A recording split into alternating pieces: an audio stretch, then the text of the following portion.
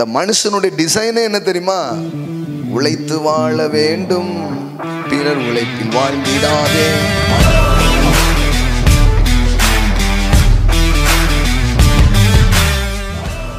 உங்களுடைய ஐடென்டிட்டி நான் உங்களுக்கு சொல்றேன். தேவன் உங்களை எப்படி பார்க்கிறாருன்னு உங்களுக்கு சொல்றேன். தேவனுடைய பார்வை இன்றைக்கு உங்களை குறித்து எப்படி இருக்குதுன்னு நான் உங்களுக்கு சொல்றேன்.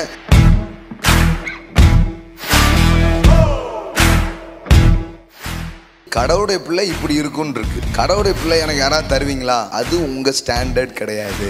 கடவுளுடைய பிள்ளைங்க ஏழை, அது அவங்களுடைய நிலை கிடையாது. ஏழைகளுக்கு நீங்க கொடுப்பீங்க.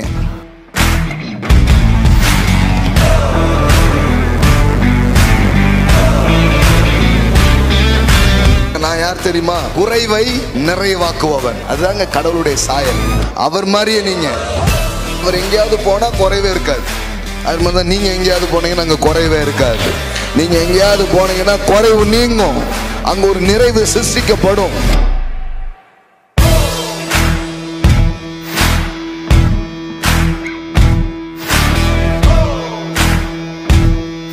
சும்மா பாட்டு படிக்கிறதுல பாருங்க, ஏந்தி நின்ற கரங்கள் எல்லாம் கொடுக்கும் கரங்களாய் மாற்றினதேங்கிறது பாட்டு கிடையாது, நிஜம் நிஜம். ஆமென். பைபிள் ஃபுல்லாக நீங்கள் வாசித்து பாருங்க, கடவுளுடைய பிள்ளைங்க எப்படி இருப்பாங்கன்னா இப்படி இருப்பாங்கன்னு தான் பைபிளில் போட்டிருக்கு. எங்கேயுமே ஒரு லோ பர்சனாலிட்டி லைஃப்பை உங்களுக்கு அது சொல்லவே இல்லை.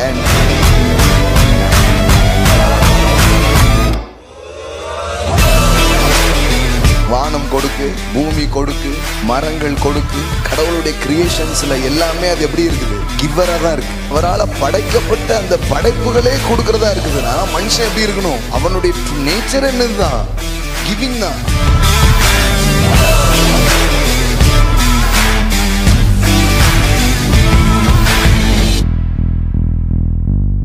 ஆனா இந்த பாவர்ட்டி பாருங்க எந்த அளவுக்கு, இந்த பாவத்திற்கு அப்புறம் அவனுக்கு உள்ள வந்த பாதிப்பு எந்த அளவுக்கு ஆயிடுச்சுன்னா, இந்த கொடுக்கிற இவனை ஏந்திரவனா மாத்தி விட்டான்.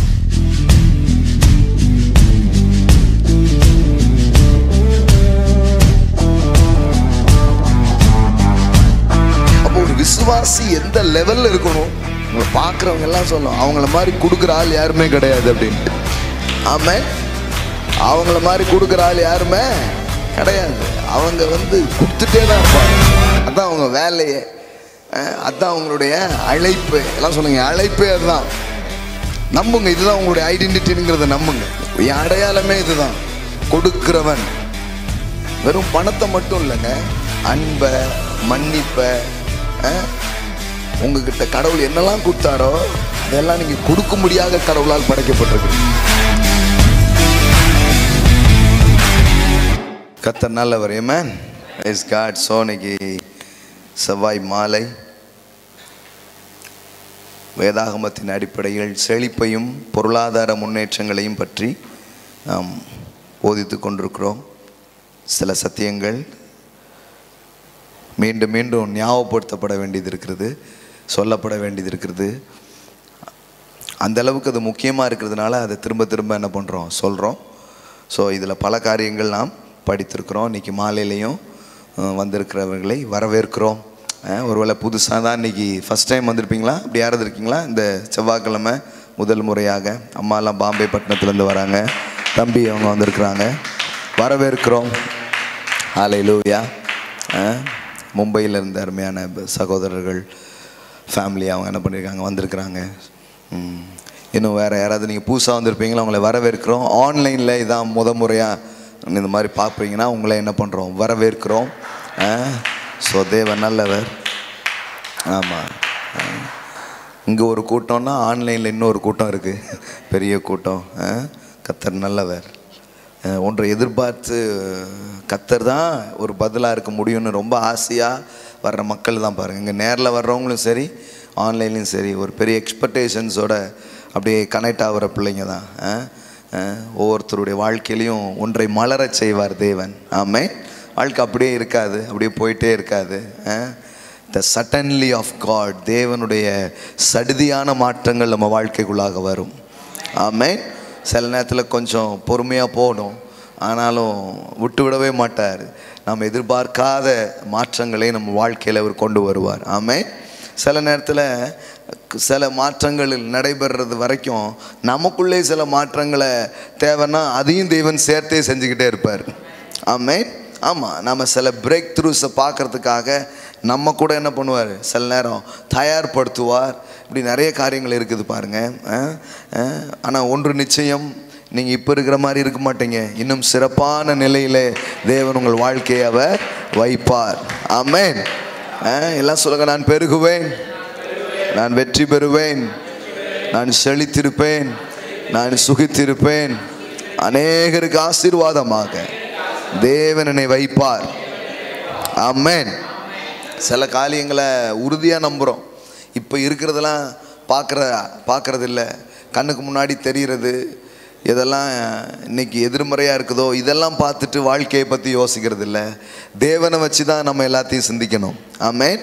ஏன்னா அவருடைய அன்பு எவ்வளோ பெருசு, அவருடைய கிருபை எவ்வளோ பெருசுன்னு புரிஞ்சாதான் இந்த எதிர்மறையான சூழமையை கூட நீங்கள் கரெக்டாக என்ன பண்ண முடியும், உங்களால் பார்க்க முடியும். பாருங்கள், அதை பார்க்குறோம். அவருடைய கிருபை மாறாதது. இவ்வளோ தூரம் நம்மளை கொண்டு வந்திருக்குன்னா இனிமையும் அது கூட்டிகிட்டு போகும். ஆமென். கொண்டு செல்ல வல்லவராக இருக்கிறார். ஆமென். ஸோ நிறைய காரியங்கள் கற்று வருகிறோம். தேவனை பற்றி அவர் நமக்கு எந்த அளவுக்கு நம்ம கூட இருக்கிறார், அவருடைய உண்மைகள், உண்மைத்தன்மை, இதெல்லாம் நம்ம புரிஞ்சுக்கும் போது இன்னும் தைரியமாக இருப்போம். மற்றபடி நம்ம செய்கிற காரியங்களுக்கான பலனெல்லாம் அதிலிருந்து தான் என்ன பண்ண ஆரம்பிக்குது, வர ஆரம்பிக்குது பாருங்கள். அதனால் அந்த அடிப்படையில் நாம் எல்லாத்தையும் படிக்கிறோம், சிந்திக்கிறதுனால நம்முடைய வாழ்க்கையில் பெருக்கங்களும் மாற்றங்களும் ஆசீர்வாதங்களும் இப்போ இருக்கிறத விட இன்னும் பெரிய அளவில் நம்ம பார்க்க ஆரம்பிப்போம். ஆமென். எஸ். ஸோ அதனால் கடந்த வாரம் ஒரு சத்தியத்தை நாம் படித்தோம். ஞாபகம் இருக்கா? போன வாரம் என்ன படித்தோம் அப்படின்ட்டு, எப்படி ராஜ மேன்மைகளை தேவன் அவருடைய பிள்ளைகளுக்கு கொடுத்தார். ஏன் எல்லாம் கொடுக்கப்படுகிறது, பணமும் பதவியும் எதற்காக கொடுக்கப்படுகிறது அப்படிங்கிற அந்த நோக்கத்தை பற்றி படித்தோம். ஞாபகம் இருக்கா? The purpose.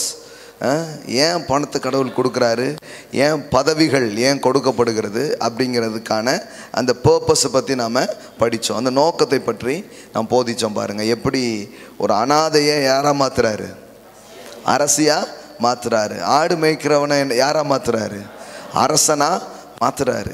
அப்போ வேதாகம சிந்தனைகள்லாம் நீங்கள் பார்த்தீங்கன்னா ஏதோ வாழ்க்கையோடு ஒத்துப்போ, ஏதோ கிடைச்சதை கூழும் கஞ்சும் கிடச்சிருக்கா அப்படியே அப்படின்னு சொல்கிற ஒரு பைபிள் கிடையாது. அப்படி சொல்கிற ஒரு தேவன் கிடையாது. தேவன் யாருடைய வாழ்க்கைக்குள்ளெல்லாம் வந்தாரோ, யாருடைய வாழ்க்கையிலெல்லாம் தேவன் இடைப்பட்டாரோ அவர்களுக்கும் அவர்கள் வாழ்ந்த காலத்திலிருந்து சமூகத்துக்கும் பெரிய ஆசீர்வாதமாக மாறிட்டு தான் அவங்க வாழ்க்கையை முடிச்சிருக்கிறாங்க. ஆமென். அப்போ நீங்கள் வந்திருக்கீங்கன்னா பரலோகம் போவோன்னா பிரதர் அப்படின்னு கவலைப்பட்டு இருக்கக்கூடாது. ஐயோ இது மட்டுமா கிறிஸ்தவ வாழ்க்கையினுடைய நோக்கம்? அது கண்டிப்பாக போவீங்க. அது ஒரு நாள் போகலாம், ரொம்ப அவசரமாக இருக்கும், அது போகலாம். ஆமாம், அது ஒன்றும் பெரிய பிரச்சனை கிடையாது. அதுக்காக இயேசு கல்வாரி சிலுவையில் எல்லாத்தையும் என்ன பண்ணிட்டாரு, செஞ்சு முடித்தார். உங்களுக்காக செஞ்சார். நீங்கள் நம்புறீங்களா? உங்களுக்காக தான் மரிச்சாரா? உங்கள் பாவத்துக்காக மரிச்சாரா? ரத்தம் சிந்தினாரா? அதை நம்புனீங்களா? அப்போ உங்கள் பாவம் மன்னிக்கப்பட்டுடுச்சு, நீங்கள் தேவனுடைய பிள்ளையாய் மாறிட்டீங்க. ஆமென். இப்போ என்னென்னா இந்த பூமியில் அது வரைக்கும், அதனால தான் நிறைய பேர் ரட்சிக்கப்பட்ட பிறகு என்ன பிரதர் பண்ணாங்க. ஏன்னா ரட்சிக்கப்படாவிட்டால் நரகத்துக்கு போய் விடுவா, ரட்சிக்கப்படுன்னொன்னே ரட்சிக்கப்பட்டாச்சு, அதுக்கப்புறம் என்ன வேலைன்னு தெரிய மாட்டேங்குது. அதுக்கப்புறம் அந்த ரட்சிப்பை காத்துக்கோள் அப்படி. அப்போ அதுக்கு பதிலாக நீங்கள் லேட்டாக கொடுத்துருக்கலாம்ல, முதல்ல கொடுத்து பத்திரமா வச்சுக்கோன்னு இவ்வளோ நாள் சொன்னதுக்கு பதிலாக முதல்ல லேட்டாக கொடுத்துருந்தீங்கன்னா, முந்தின நாள் கொடுத்தீங்கன்னா ஈஸியாக இருந்திருக்கும்ல. கொடுத்துட்டு பார்த்துக்கோன்னா ரட்சிப்பு நம்மளை பார்த்துக்கிறது இல்லைங்க, நாம ரட்சிப்பை பார்த்துக்கிறது இல்லைங்க. ரட்சிப்புங்கிறதே தேவனுடைய பாதுகாப்பு உங்கள் மேலே வந்துடுச்சுன்னு அர்த்தம். ஆமென். அப்படியே நீங்கள் சுற்றிட்டு இருந்தீங்க, இப்போ உங்கள் மேலே ஒரு கவரிங் போட்டார், ஒரு வளையத்தை போட்டார், முத்திரையை போட்டார். ஆமென். இது காலி லேண்டு, புறம்போக்கு நிலம் அப்படி இல்லை, பட்டா போட்ட நிலம் நீங்கள்லாம். ஆமென். You are not a waste land. ஏதோ காலியான லேண்ட் அப்படி கிடையாது. நீங்கள் முத்திரை போடப்பட்டு இரத்தத்தால் கழுவப்பட்டு சொந்தமாக்கப்பட்ட நிலம். ஆமென். ஆமாம், அதனால் நீ தெய்வீக பராமரிப்புக்கு நீங்கள் சொந்தக்காரர்களாக இருக்கிறீர்கள், தெய்வீக போஷிப்புக்கு நீங்கள் சொந்தக்காரர்களாக நீங்கள் இருக்கிறீர்கள். ஆமென். அப்போ அப்படி தான் பார்க்கணும் பாருங்க, அப்படி தான் சிந்திக்கணும், அப்படி தான் வாழ்க்கையின் காரியங்களை அணுகணும் பாருங்க. அப்போது தேவன் தெரிந்து கொண்ட மக்கள் எல்லாம் இந்த பூமியில் அவர்கள் வாழ்ந்தபோது அவர்களுடைய வாழ்வு அநேகருக்கு ஆசீர்வாதமான வாழ்வாக மாறி இருக்கு. அது மாதிரி தான் கடவுள் ஒவ்வொரு பிள்ளைகளையும் தெரிந்து கொண்டு அவர்களுடைய வாழ்க்கையை வளவாழ்வாக மாற்றி அவர்களை ஆசீர்வாதத்தின் ஊற்றுகளாக என்ன பண்ணுறாரு, மாற்றுகிறார். ஆமென். எல்லாம் சொல்லுங்க, நான் ஆசீர்வாதத்தின் ஊற்றா இருக்க தேவனால் அழைக்கப்பட்டிருக்கிறேன். ஆமென். சொல்லுங்க, நான் ஆசீர்வாதத்தின் ஊற்று. அதனால தான் எனக்கு வருமான்னு நிறைய பேர் கேட்பாங்க. நான் சொல்லுவேன், கண்டிப்பாக வரும். ஏன் தெரியுமா? உங்களுக்கு வரணுங்கிறதுக்காக மட்டுமே உங்கள் தேவன் உங்களை அழைக்கலை, உங்கள் மூலமாக அநேகருக்கு போகணுங்கிறதுக்காக நீங்கள் அழைக்கப்பட்டிருக்கிறீங்க. இந்த மனுஷனுடைய டிசைனே என்ன தெரியுமா? தனக்குன்னு வாழ்கிறதுக்காகவே அவன் படைக்கப்படலை. அவன் கடவுள் மாதிரி. எல்லாம் சொல்லுங்கள், நான் எங்கள் அப்பா மாதிரி. ஆமென். என் தேவன் மாதிரி. நான் தேவன் எப்படி பகிர்ந்தளிக்கிறவராக இருக்கிறாரோ அதுபோல் அவருடைய சாயலில் படைக்கப்பட்ட நீங்கள் கூட பகிர்ந்தளிக்கிறவர்களாக இருக்கத்தான் அவர் உங்களை அழைத்திருக்கிறார். ஆமென். அதனால் உங்களுக்கு கிடைக்குமாங்கிறது கேள்வியே கிடையாது. உங்கள் மூலமாக கொஞ்சம் பேர் கிடைக்க போகுது. ஆமென். எல்லாம் சொல்லுங்கள், என் மூலமாக கொஞ்சம் பேர் கிடைக்கும்.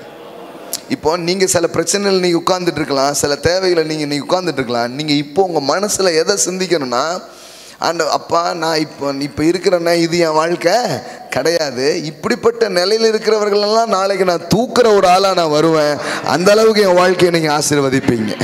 ஆமென். நான் அடிக்கடி இந்த வசனத்தை இரண்டு முறைக்கு மேலே இதை நான் தொட்டிருக்கிறேன்.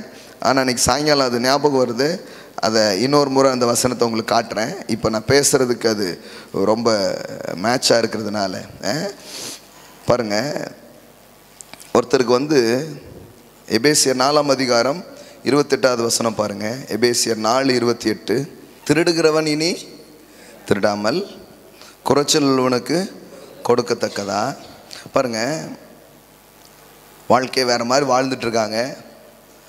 பவுல் அப்போஸ்தலன் அந்த எபேசு சபைக்கு இதை எழுதும்போது வாழ்க்கையில் மாற்றப்பட்டு அநேகர் தேவனுடைய திருப்பப்படுறாங்க. இப்போ அவங்களுக்கு ஒரு புதிய வாழ்க்கை முறையை சொல்லித்தராங்க. எல்லாம் சொல்லுங்கள், புதிய வாழ்க்கை முறை. எல்லாம் சொல்லுங்கள், நியூ லைஃப் ஸ்டைல். இந்த நியூ லைஃப் ஸ்டைலுங்கிறது எப்படிப்பட்டது, எப்பேற்பட்ட ஒரு நியூ லைஃப் ஸ்டைல் அவர் சொல்லித்தரார் அப்படிங்கிறது பாருங்கள். திருடுறவன் திருடாதப்பா, ஏதோ உழைச்சியா சாப்பிட்டியா எரி அப்படி பேசலை. இந்த நியூ லைஃப் ஸ்டைலுங்கிறது வேறு மாதிரியான லைஃப் ஸ்டைல், வேறு மாதிரியான திங்கிங்ஸ் பாருங்கள். அது என்ன மாதிரி காரியத்தை அவர் சொல்கிறார் பாருங்கள். திருடுகிறவன் இனி திருடாமல் குறைச்சல் உள்ளவனுக்கு கொடுக்கத்தக்கதா. எல்லாம் சொல்லுங்கள், குறைச்சல் உள்ளவனுக்கு கொடுக்கத்தக்கதா. இப்போ பாருங்கள், தனக்கு உண்டாயிருக்கும்படி தன் கைகளினால் நலமான வேலை செய்து பிரயாசப்பட கடவன். ஆமென். நீ போய் நல்ல ஒரு பிஸ்னஸ் பண்ணு. ஏன்னா உழைத்து வாழ வேண்டும், பிறர் உழைப்பில் வாழ்ந்திடாதே அப்படிங்கிறது இல்லை. சிக்குமங்கு சிக்க பாப்பா அந்த மாதிரி இல்லை. ஏதோ உழைச்சி நீ சாப்பிடு, மற்றவன் உழைப்பில் வாழாத, அதுவும் நல்ல சிந்தனை தான். ஆனால் இது எப்படி இருக்குதுன்னா, நீ எந்த அளவுக்கு உழைக்கணும், எந்த அளவுக்கு உன் கையில் காரியங்கள் இருக்கணும்னா குறைச்சல் உள்ளவர்களுக்கு கொடுக்கத்தக்கதா. எல்லாம் சொல்லுங்கள், குறைச்சல் உள்ளவர்களுக்கு கொடுக்கத்தக்கதா. இப்போ நீங்கள் உங்களுடைய அடையாளமாகவே நீங்கள் என்ன பார்க்கணுன்னா, நான் தேவனுடைய பிள்ளை, குறைச்சல் உள்ள பல பேருக்கு கொடுக்கும்படி நான் வந்திருக்கிறேன். ஆமென். இது எப்படி தெரியுமா? நீங்களே பல பேருடைய குறைவை நிறைவாக்க சிருஷ்டிக்கப்பட்டிருக்கிறீர்கள். எல்லாம் சொல்லுங்கள், நான் படைக்கப்பட்டிருக்கிறதே குறைவை நிறைவாக்க. இப்போ என்ன தெரியுமா, இந்த ஆறு குளம்லாம் கொஞ்சம் வத்தின நிலைமையில் இருக்கும்ல, அந்த மாதிரி நீங்கள் இருக்கலாம். ஆனால் கடவுள் சொல்கிறார், அப்படி இல்லை, நீ வற்றாத நீரூற்றை போல் இருப்பாய். இன்றைக்கி அப்படி இருக்கலாம். ஆனால் நீங்கள் படைக்கப்பட்டது, நீங்கள் உண்டாக்கப்பட்டது, நீங்கள் கொண்டு வரப்பட்டதனுடைய நோக்கம் என்ன அப்படின்னா, குறைச்சல் உள்ளவர்களுக்கு கொடுப்பது. எல்லாம் சொல்லுங்கள், குறைச்சல் உள்ளவர்களுக்கு கொடுப்பது. பல பேருடைய குறைவை நிறைவாக்கும்படியாக தேவன் என்னை உண்டாக்கியிருக்கிறார். இதுதாங்க உங்கள் டிசைன். நான் சொல்கிறேன், மனிதனுடைய சாயல் என்பது கையேந்தி வாழ்வதல்ல, வாரி இறைப்பதுதான் மனுஷனுடைய சாயலாக இருக்கிறது. அந்த சாயலை வாழதான் தேவன் உங்களை மீட்டு கொண்டிருக்கிறார். இயேசு கிறிஸ்துவுக்குள்ளாய் உங்களை மீட்டு கொண்டதின் நோக்கம், இயேசு கிறிஸ்துவுக்குள்ளாய் நீங்கள் ரட்சிக்கப்பட்டு மீட்கப்பட்டிருக்கீங்கன்னா என்ன அர்த்தம்?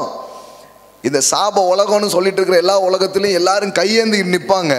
ஆனா என் சாயல்ல படைக்கப்பட்ட நீ வாரி இறைக்கிறவனா இருப்பா என்பதுதான் அவருடைய வாக்காக இருக்கிறது. ஆமென். எல்லாம் சொல்லுங்க. பல பேருடைய குறைவை நிறைவாக்கும்படியாக தேவனை தெரிந்து கொண்டிருக்கிறார், தேவனை அழைத்திருக்கிறார். ஆமென். ஆகையால் நான் குறைந்திருப்பது எப்படி? இப்படி கேள்வி எழுப்பணும் வாழ்க்கையில். நான் எப்படி குறைவா இருப்பேன்? நான் எப்படி பஞ்சமா இருப்பேன்? நான் எப்படி தட்டுப்பாடாக இருப்பேன்? ஒரு நாளும் நான் இருப்பது இல்லை, ஒரு நாள் இருப்பது இல்லை. இது எப்படின்னா, ஒரு காரியத்தை சொல்லும் போதே இன்னொரு காரியத்துக்கு பதில் வந்துடுற மாதிரி. நீங்க எதுக்கு இருக்கிறீங்க? பல பேருடைய குறைவை நிறைவாக்குறதுக்கு. இப்ப இந்த ஆன்சர்ல எது வந்துருது? ஏன் குறைவு நிறைவாகுமா அப்படிங்கிற கேள்விக்கு எதுல வந்துருது? பதில் இதுலயே வந்துடுது பாருங்க. இதுலயே பதில் என்ன பண்ணிடுது? வந்துடுது. இதுக்கு தனியா நீங்க பதில் தேட வேண்டிய அவசியமே கிடையாது. இதுலயே பதில் வந்துடுது பாருங்க. நீங்க சொல்றேன், உங்களுடைய ஐடென்டிட்டி நான் உங்களுக்கு சொல்றேன். தேவன் உங்களை எப்படி பார்க்கிறாருன்னு உங்களுக்கு சொல்றேன். தேவனுடைய பார்வை இன்றைக்கு உங்களை குறித்து எப்படி இருக்குதுன்னு நான் உங்களுக்கு சொல்றேன்.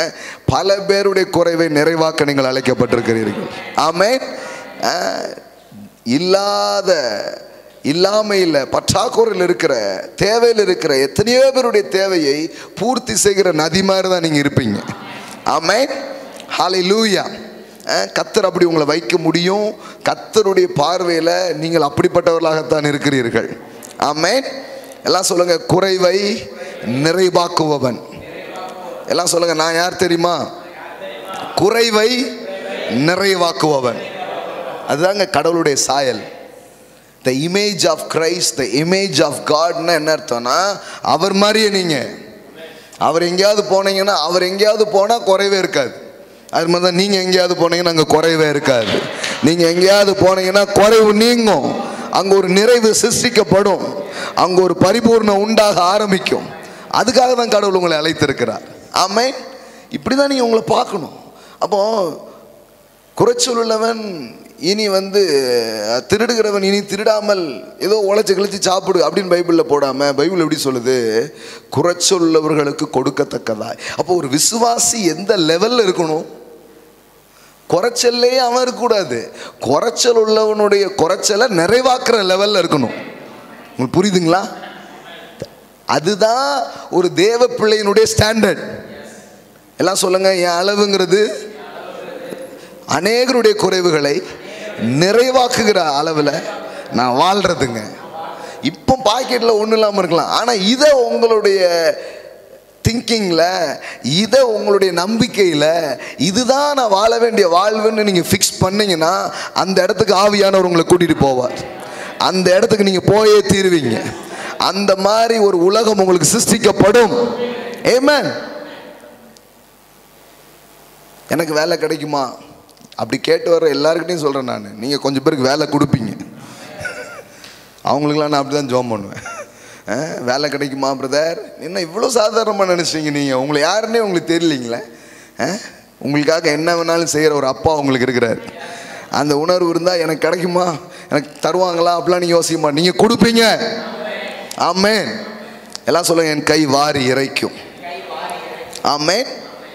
அதனால தான் சும்மா பாட்டு படிக்கிறதுல பாருங்க, ஏந்தி நின்ற கரங்கள் எல்லாம் கொடுக்கும் கரங்களாய் மாற்றினதேங்கிறது பாட்டு கிடையாது, நிஜம் நிஜம். ஆமென். எத்தனை பேர் அதை அனுபவிச்சிருக்கீங்க? ஆமென். இன்னும் சில பேர் பாருங்க, இவங்களாம் அனுபவிச்சிருக்காங்களா? அப்போ அனுபவிக்காதெல்லாம் நீங்கள் அனுபவிப்பீங்க. ஆமென். அவங்களாம் சாட்சி சொல்கிறாங்க, நாங்கள் என்ன பண்ணியிருக்கிறோம், அதை அனுபவிச்சிருக்கிறோம் அப்படின்னு சொல்லிட்டு. சங்கீதம் 112 சங்கீதம் ரொம்ப அற்புதமான சங்கீதம். கடவுளுடைய வார்த்தையை பற்றி கொண்டு கடவுளுடைய வார்த்தை மேலே பிரியமாக இருக்கிற ஒரு மனுஷனுடைய வாழ்க்கை எவ்விதமாக இருக்கும் அப்படின்னு சொல்கிற ஒரு அற்புதமான சங்கீதம். அதில் ஒரு வரி இருக்குது பாருங்கள், ஃபுல்லாகவே படிக்கலாம், நீங்கள் என்ன அப்புறமா டைம் எடுத்து கூட படிங்க. அவ்வளோ வரியும் அவ்வளோ நல்லாயிருக்கும். 9வது வசனம் பாருங்கள். வாரி இறைத்தான். எல்லாம் சொல்லுங்கள். வாரி இறைத்தான். ஆ இன்னொரு முறை சொல்லுங்க.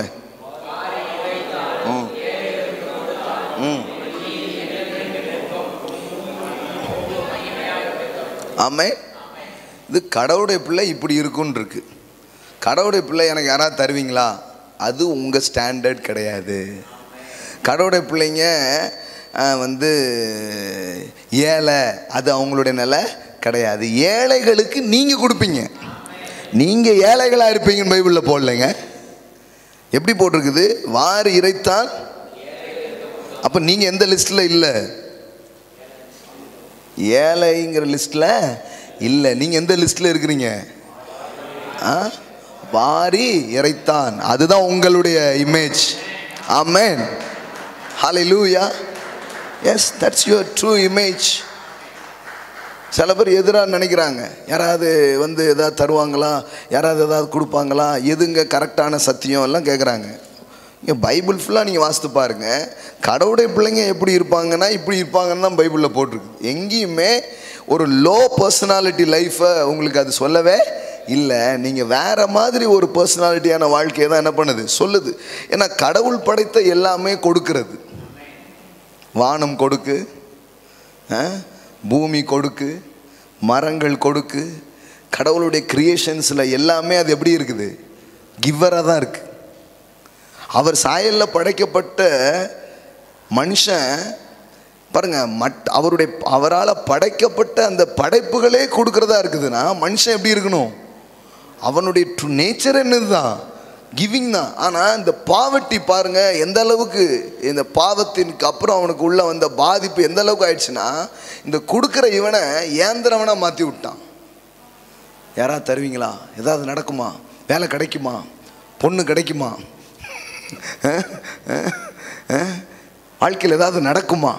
எப்படி நம்மளை வந்து ஒரு பாவர்ட்டியாக, ஒரு கையேந்திர ஒரு ஆளாக நம்மளை என்ன பண்ணிட்டான், உட்கார வச்சுட்டான். பாருங்க, தான் பிசாசுடைய தந்திரம். இப்போ ஆண்டவர் வேற ஒரு டிராயிங்கை வரைய விரும்புகிறார். வேற ஒரு படத்தை உங்களுக்குள்ளே கொண்டு வர விரும்புகிறார். வேற ஒரு சாயலை உள்ள என்ன பண்ணுறார், வைக்க விரும்புகிறார். அதனால தான் ஒருவன் கிறிஸ்துவுக்குள் இருந்தால் புது சிருஷ்டியாக இருக்கிறான். அந்த புது சிருஷ்டியினுடைய ஒரு படத்தை நான் உங்களுக்கு சொல்கிறேன். நீங்கள் வாரி இறைப்பீர்கள். எல்லாம் சொல்லுங்கள், வாரி இறைப்பு. நீங்கள் கொடுப்பீங்கன்னு கூட சொல்லுங்க. அங்கே கூட குறைச்சல் உள்ளவனுக்கு எப்படி போட்டிருக்குது? கொடுக்கத்தக்கதாயின்னு போட்டிருக்குது. ஆனால் இங்கே எப்படி போட்டிருக்கு? எல்லாம் பார்த்துருக்கீங்களா வாரி இறைக்கிறதுலாம்?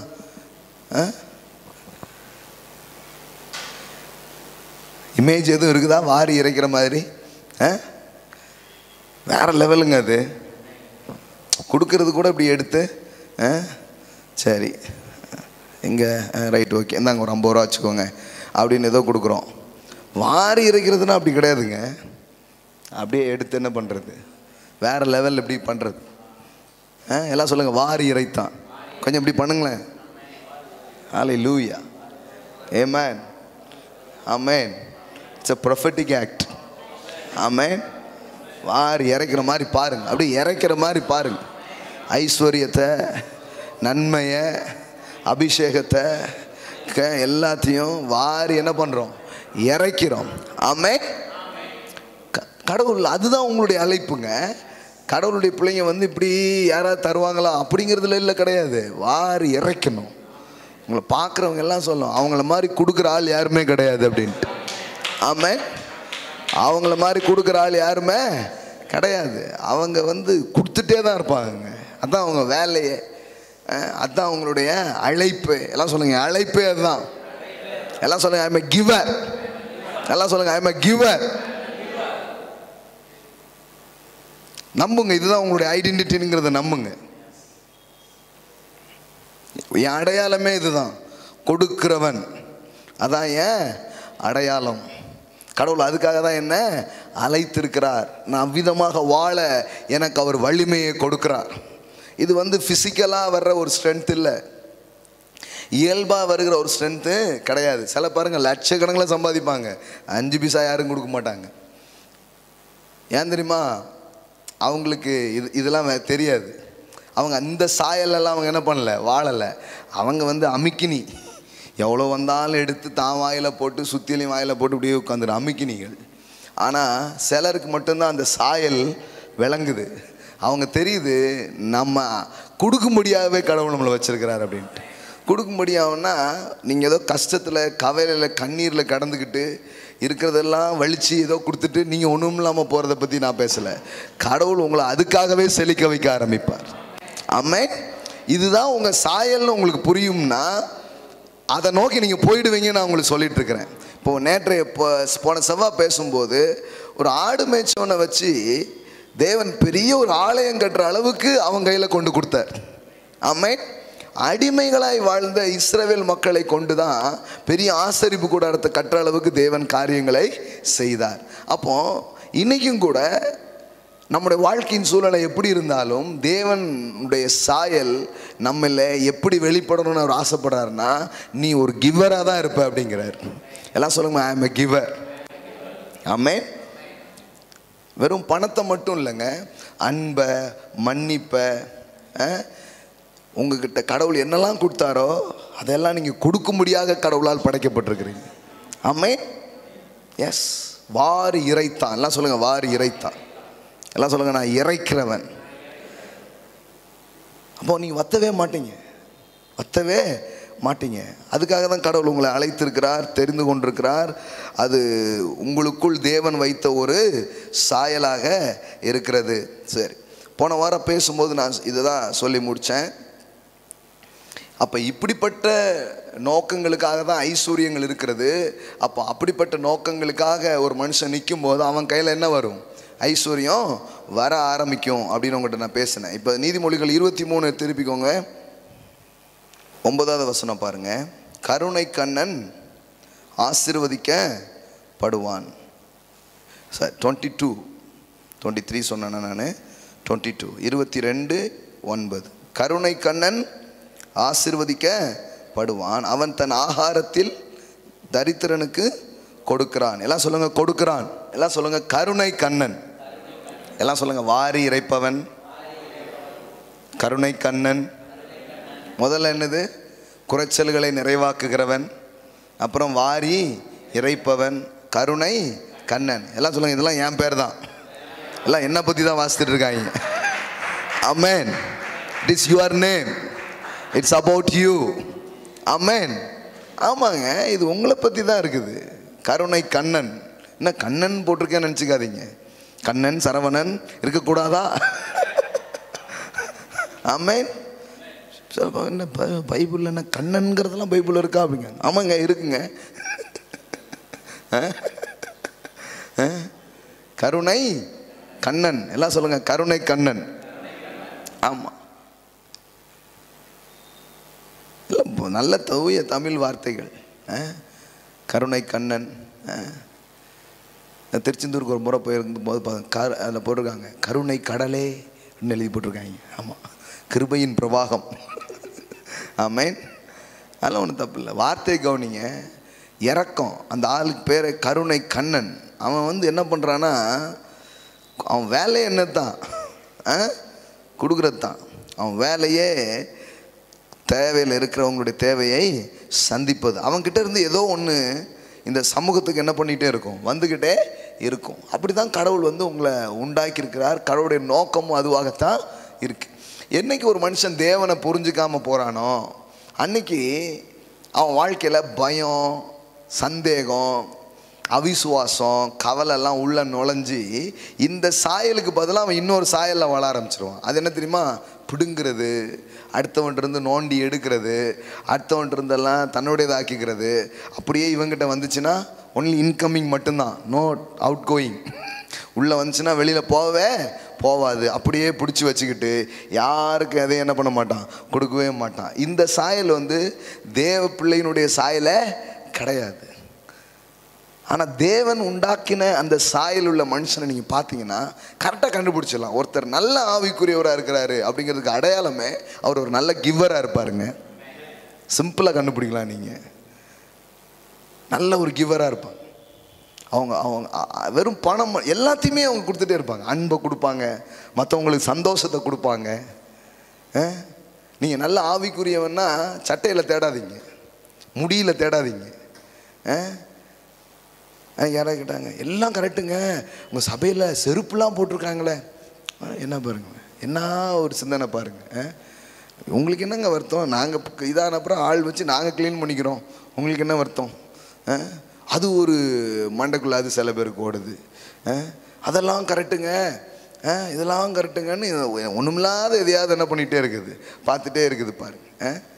ரொம்ப முக்கியம் பாருங்க. ஆவிக்குரியவங்களுக்கு அடையாளத்தை நான் உங்களுக்கு இன்றைக்கி சொல்கிறேன். நான் அவங்க வந்து கிவ்வராக இருப்பாங்க. எல்லாம் சொல்லுங்கள், கிவ்வர். தேவ சாயலில் ஒன்று கொடுப்பது. அந்த கொடுக்கிற சாயலில் அந்த மனுஷன் இருப்பான். நீங்கள் சட்டையை பார்க்காதீங்க, சாயல் இருக்கான்னு பாருங்க. ஆமே, அன்பை கொடுப்பாங்க, மன்னிப்பை கொடுப்பாங்க, மற்றவங்களுக்கு ஒரு நம்பிக்கையை கொடுப்பாங்க, சந்தோஷத்தை கொடுப்பாங்க. அவங்ககிட்ட நீங்கள் போனாலே ஏதோ ஒன்று பெற்றுக்கொள்வீங்க. அதுதான் உண்மையான ஆவிக்குரிய சாயலாக இருக்கிறது. ஆமென். Actually you received something. பேதுரு அப்போஸ்தலன் சொல்றார் பாருங்க, என்னிடத்தில் உள்ளதை நான் உனக்கு தருகிறேன். எல்லாம் சொல்லுங்க, என்னிடத்தில் உள்ளதை நான் உனக்கு தருகிறேன். ஒவ்வொரு நாளும் இந்த வீட்டை விட்டு வெளியே கிளம்பும்போது எப்படி கிளம்பணும்? I will give something to the world. உங்களுக்கு புரியுதான்னு தெரியல. ஒவ்வொரு நாளும் நீங்கள் இந்த உலகத்துக்குள்ள போகும்போது எப்படி போகணும்? முடமா கிடக்கிற உலகமே, நடக்க முடியாமல் இருக்கிற உலகமே, இப்போ நான் வெளியில் கால் வச்சுட்டேன், இப்போ உனக்கு ஒரு நம்பிக்கை வரப்போகுது, உனக்கு ஏதோ ஒன்று நடக்க போகுது. ஏன்னா எனக்குள் உள்ளதை நான் உனக்கு தருகிறேன். அதற்காகவே கிறிஸ்து என்னை அழைத்திருக்கிறார், அதற்காகவே என்னை அபிஷேகித்திருக்கிறார். ஆமென். எல்லாம் சொல்லுங்க, என்னிடத்தில் உள்ளதை நான் உனக்கு கொடுக்கிறேன். ஆமென். இதாங்க உங்கள் அடையாளம். இதெல்லாம் நோட் பண்ணிட்டே வரங்க நான் சொல்கிற வசனத்தெல்லாம். You are the giver. எல்லாம் சொல்லுங்க, ஐ எம் எ கிவர். ஆமென். என்னையிலேருந்து இந்த இது உங்கள் மைண்டில் ஆழமாக போயிடணும். I am a giver. I want to give something. நான் ஏதோ ஒன்றை கொடுக்க நான் விரும்புகிறேன். சொன்னார் பாருங்க, நான் எதுக்கு வந்தேன்னு சொல்கிறார் பாருங்க. I come to give something. நான் ஒன்றை கொடுக்கும்படியாக வந்தேன் அப்படிங்கிறாரு. அவர் சொல்றார், திருடன் ஓன்றிருந்து பிடுங்கிறதுக்காக வர்றான், ஓன்றிருந்து எடுக்கிறதுக்காக வர்றான், ஓன்ட்ட உள்ளதெல்லாம் பிடுங்கி போடுறதுக்காக வர்றான். ஆனால் நான் அதுக்கு வரல. நானும் உனக்கு ஜீவன் உண்டாகவும் அந்த ஜீவன் பரிபூர்ணப்படவும் வந்தேன். அதில் ஆங்கிலத்தில் எப்படி பாருங்க, the thief purpose is to steal and kill and destroy. அதுதான் திருடனுடைய நோக்கமா. ஆனால் இயேசு சொல்றாரு, my purpose is to give them a rich and satisfying life. Amen. Hallelujah.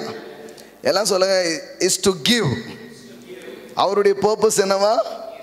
give. எல்லாம் சொல்லுங்க, give. நல்லா சொல்லுங்க, give. நல்லா சத்தமா. Amen. கொடுக்கிறதாங்க என் இயேசுவினுடைய சாயல். ஆமென். அந்த சாயலை பார்க்க பார்க்க தரித்திரம்லாம் வெளியில் போயிடும், பாவர்ட்டிலாம் வெளியில் போயிடும். அப்போ மனுஷன் தேவனை அறியாமல், தேவனை புரிஞ்சுக்காம போனதுனால தான் அவனுக்கு அவன் யாருங்கிறதே அவனுக்கு தெரியல. அதனால் அவன் என்ன நினைக்கிறான், எனக்கு ஏதாவது கிடைக்குமா, யாராவது ஏதாவது தருவாங்களா, இப்படி யோசிக்க ஆரம்பிச்சிட்டான். நான் சொல்கிறேன், உங்களுக்கு தேவன் ஒன்றை தருகிறார், ஆகையால் நீங்கள் இந்த உலகத்துக்கே கொடுக்கிறவர்களா நீங்கள் இருப்பீர்கள். ஆமென். எல்லாம் சொல்லுங்க, இயேசு எனக்கு ஜீவனை தருகிறார், கிருபையை தருகிறார், பலனை தருகிறார், ஞானத்தை தருகிறார், ஐஸ்வர்யத்தை சம்பாதிக்க பலனை தருகிறார். என் தேவன் எனக்கு கொடுக்கிறவராக இருக்கிறபடினால், அவருடைய பிள்ளையா இருக்கிற நான் இந்த உலகத்துக்கு கொடுக்கக்கூடியவனாக நான் இருப்பேன். அதுதான் என் அழைப்பாக இருக்கிறது. Amen. It is a God's nature. தேவனுடைய குணாதிசயம் இதுதான். தேவன் கொடுக்கிற தேவன். God is a giver. எல்லாம் சொல்லுங்க, God is a giver. நல்லா சொல்லுங்க, God is a giver. எல்லாம் சொல்லுங்க, என் தேவன் கொடுக்கிறவர். என் தேவன் எடுக்கிறவர் அல்ல, என் தேவன் கொடுக்கிறவராய் இருக்கிறார். Amen. போய் நல்லா படிச்சு பாருங்க. God is a giver. God is a giving God. He is eager to give. அவருக்கு கொடுக்கிறதுனா அவ்வளோ பிடிக்கும். அவர் கொடுப்பதிலே சந்தோஷப்படுகிறவர். அவர் கொடுத்து நீங்கள் பெற்றுக்கொள்ளும் பொழுது இன்னும் சந்தோஷம் அவருக்கு உண்டாகிறது. பெருமைக்காக கொடுக்கிறவர் இல்லை, அன்பினாலே கொடுக்கிறவர், சிறந்ததை கொடுக்கிறவர். அப்போ இப்போ அவருடைய பிள்ளைகளாக நீங்கள் வந்து அவருடைய சாயலை பெற்றுக்கும் போது உள்ளுக்குள்ளே இருந்து இது பொங்க ஆரம்பிக்கும். தரித்திரத்தை உடைக்கிற மிகப்பெரிய ஒரு மேட்ரு உங்ககிட்ட பேசிட்டு இருக்கிறேன் நான். உங்கள் புத்தியிலே ஒன்று ஆயிடணும். I am a giver because my God is a giver. என் தேவன் கொடுக்கிற தேவனாக இருக்கிறார். ஆமென், ஹல்லேலூயா. சில நேரத்தில் சில பேர்கிட்ட சிலதை கேட்பார் ஆண்டவர். உடனே என்னடா இந்த தப்புன்னு இப்போ கேட்குறாருங்கிற மாதிரி இருக்கும். கொடுக்கறதுக்காகவே கேட்குறவர். சிலர் வந்து உட்காருங்க, சிலர் வந்து கேளுங்க, சிலரை வந்து இதெல்லாம் பண்ணுங்கன்னு சொல்லுவோம். அவங்க நினைப்பாங்க எதுக்கு போட்டு நம்மளை இப்படிலாம் கூப்பிடுறாங்கன்ட்டு. கொடுக்கறதுக்காகவே கூப்பிட்டுட்டு இருக்கிறோம். ஆமென். சில பேருக்கெல்லாம் சில இதில் கலந்து கொள்றதுக்கு அவங்களுக்கு நாம் சில அழைப்பெல்லாம் கொடுத்து அவங்களுக்கு உதவி செய்கிறோம். ஏன்னா கொடுக்கணுங்கிறதுக்காகவே அந்த அழைப்பு. ஆமென். எல்லாம் சொல்லுங்க, என் தேவன் கொடுக்கிறவர். என் தேவனுடைய சாயல் கொடுக்கும் சாயலாக இருக்கிறது. ஆமென். Is a giver. அவர் எங்கெல்லாம் போறாரோ அங்கெல்லாம் ஒன்று உண்டாகுங்க. நான் சொல்றேன், உங்க மேலேயும் அந்த லைட்டு தான் வருது, உங்க மேலேயும் அதே அபிஷேகம் தான் வருது, உங்க மேலேயும் அதே ஜீவன் தான் வருது, உங்க மேலேயும் அதே பலன் தான் வருது. நீங்களும் போற இடத்துலலாம் ஏதோ ஒன்று ரிலீஸ் ஆகிக்கிட்டே இருக்கும், ஏதோ ஒன்று புறப்படும். ஆமென். It's a giving nature. It's a giving nature. அதனால தான் அவர் சொல்றாரு, my purpose is to give them a rich and satisfying life. இது என்ன டிரான்ஸ்லேஷன் தெரியல, ரொம்ப நல்லா இருக்கு. my purpose is to NIV NLT New Living Translations. my purpose is to give them a rich. என் நோக்கமே உங்களுக்கு செழிப்பை தர்றது தானா. எவ்வளோ அழகாக போட்டிருக்கு பாருங்க. தமிழில் பரிபூர்ணம்னு ஒரு வார்த்தை போட்டிருக்காங்க. நிறைய நேரத்தில் நமக்கு பரிபூர்ணம்னா ஏதோ ஒரு ஒன்றுமே புரிய மாட்டேங்க. இங்கிலீஷில் நல்லா இருக்குது. சில டிரான்ஸ்லேஷனில் abundance அந்த வார்த்தை யூஸ் பண்ணியிருக்கிறாங்க. இதில் எப்படி போட்டிருக்குது, my purpose is to give them a rich. எல்லாம் சொல்லுங்கள், செல்வத்தை கொடுக்கறது தான் அவருடைய நோக்கமா. அது மட்டும் இல்லை, உங்களுக்கு திருப்தியான வாழ்க்கையை கொடுக்கறது அவருடைய நோக்கமாக இருக்கிறது. ஆமென். Satisfying life. எல்லாம் சொல்லுங்கள், சாட்டிஸ்ஃபையிங் லைஃப். ஆமென். அப்போ தேவனுடைய சாயலே கொடுக்கிற சாயலாக இருக்கிறது.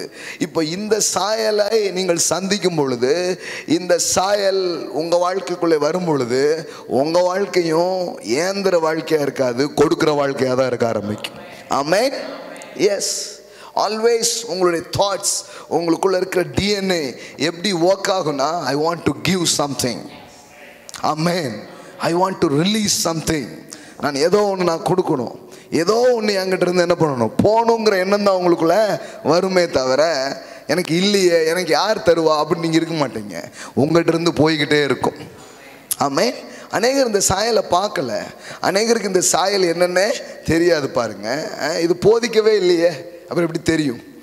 ஆனால் இன்னைக்கு மாலையில் தேவன் இந்த வார்த்தைகளை உங்களிடத்துக்கு அவர் கொண்டு வருகிறார்.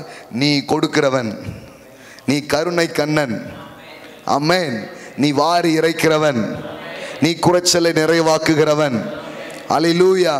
I tell you my friend, it is your true identity in Christ Jesus. Amen. நீதிமொழிகள் 31 பாருங்கள். அங்கு கொடுக்கும் சாயலுள்ள ஒரு பெண்ணை பற்றி வேதம் பேசுகிறது. குணசாலியான பெண். 20 பாருங்க. சிறுமையானவர்களுக்கு தன் கையை திறந்து ஏழைகளுக்கு தன் கரங்களை நீட்டுகிறாள். எல்லாம் சொல்லுங்க, ஏழைகளுக்கு தன் கரங்களை நீட்டுகிறாள். இந்த பெண்ணுக்கு பேர் என்ன பேரு? சும்மா குணசாலினா காசே இல்லைங்க, அவங்க இல்லை, அருமையான குணசாலியான பெண். நல்லா படிச்சு பாருங்க. குணசாலியா இருக்கிற இவள் என்ன வேலை என்ன செய்யறா? சிறுமையானவர்களுக்கு தன் கைகளை திறந்து ஏழைகளுக்கு தன் கரங்களை நீட்டுகிறாள். எல்லாம் சொல்லுங்க, ஏழைகளுக்கு தன் கரங்களை நீட்டுகிறாள். ஆமென். 15வது வசனம் பாருங்க. இருட்டோடு எழுந்து தன் வீட்டாருக்கு ஆகாரம் கொடுத்து தன் வேலைக்காரிகளுக்கு படி அளக்கிறாள். எல்லாம் சொல்லுங்க, படி அளக்கிறாள். ஆமென். என்ன மாதிரி ஒரு சாயல் பாருங்க. இங்கு தன் கரங்களை நீட்டுகிறாள். 20வது வசனம் போடுமா? சிறுமையானவர்களுக்கு தன் கைகளை திறந்து ஏழைகளுக்கு தன் கரங்களை நீட்டுகிறாள். ஆமென். Yes, helping hand to the poor. So தேவை உள்ளவர்களுக்கு தன் கை என்ன பண்ணுறாளாம், நீட்டுறாளாம். இப்போ பாருங்க, இந்த மாதிரி தான், இந்த மாதிரி சாயல் ஏன் பைபிளில் இருக்குதுன்னு நினைக்கிறீங்க?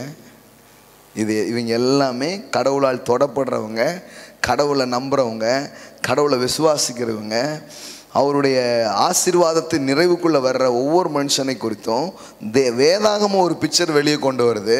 அவங்க எல்லாருமே இப்படி தான் இருக்கிறாங்க, வாரி இறைக்கிறாங்க. எல்லாம் சொல்லுங்க, கரங்களை நீட்டுகிறாள். ஆமென். சொல்ல உதவும் கரமாக இருக்கு. ஹல்லேலூயா. குணசாலி பெண்ணுடைய கை எப்படி இருக்கு? படியளக்கிற கையா, பக்காவா படியா எடுத்து என்ன பண்றா, படி அளக்குறா. ஆமா, அளக்குறா. உதவுகிற கரமா அவருடைய கரம் இருக்குதுன்னு வேதவசனம் சொல்லுது பாருங்க. அப்போ இப்படிப்பட்ட ஒரு வாழ்வு, இப்படிப்பட்ட ஒரு சாயல் உங்களில் வெளிப்படுவது தேவனுடைய சித்தமா இருக்கிறது. ஆமென். எல்லாம் சொல்லுங்க, கிவிங் இஸ் காட்ஸ் நேச்சர். ஆமென். தேவனுடைய சாயல் அதுவா இருக்கிறது. அதனால தான் ஆதியாகமம் 1:26 சொல்லுது, தமது சாயலின்படி தமது ரூபத்தின்படி மனிதனை உண்டாக்கினார். அப்போ தேவனுடைய சாயல் கொடுக்கிற சாயலாக இருக்கிறது படினால், அவருடைய சாயலில் படைக்கப்பட்ட மனுஷனும் இப்படி தான் இருக்கிறான், கொடுக்குறவனாக தான் இருக்கிறான். எல்லாம் சொல்லுங்க, நான் கொடுக்குறவன். அப்போ இவன் எனக்குள்ளே ஏதோ ஒரு எரர் உள்ள நுழைஞ்சது பாருங்க. அதனுடைய விளைவாக தான் அந்த கொடுக்குறவன் எப்படி ஆயிட்டான், கெடுக்கிறவனா, சுரன்றவனா, அடுத்தவங்ககிட்ட இருந்து ஆட்டையை போடுறவனா, பல இது வச்சுருக்காங்க, டெக்னிக்ஸ்லாம் வச்சுருக்காங்க. திருடிட்டேன்னு பச்சையாக சொல்லாமல் வேற என்னெல்லாமோ சொல்லுவான். சுருட்டிட்டேன், சுட்டுட்டேன், ஆட்டையை போட்டுட்டேன், இதெல்லாம் வந்து நிறைய லாங்குவேஜ்லாம் போட்டு அடுத்தவன்ட்டு இருந்து என்ன பண்ணிட்டாங்க, நோண்டி எடுக்கிறதுக்கு பயிற்சி வச்சுருக்காங்க. இந்த சாயலில் போயிட்டான் அவன்.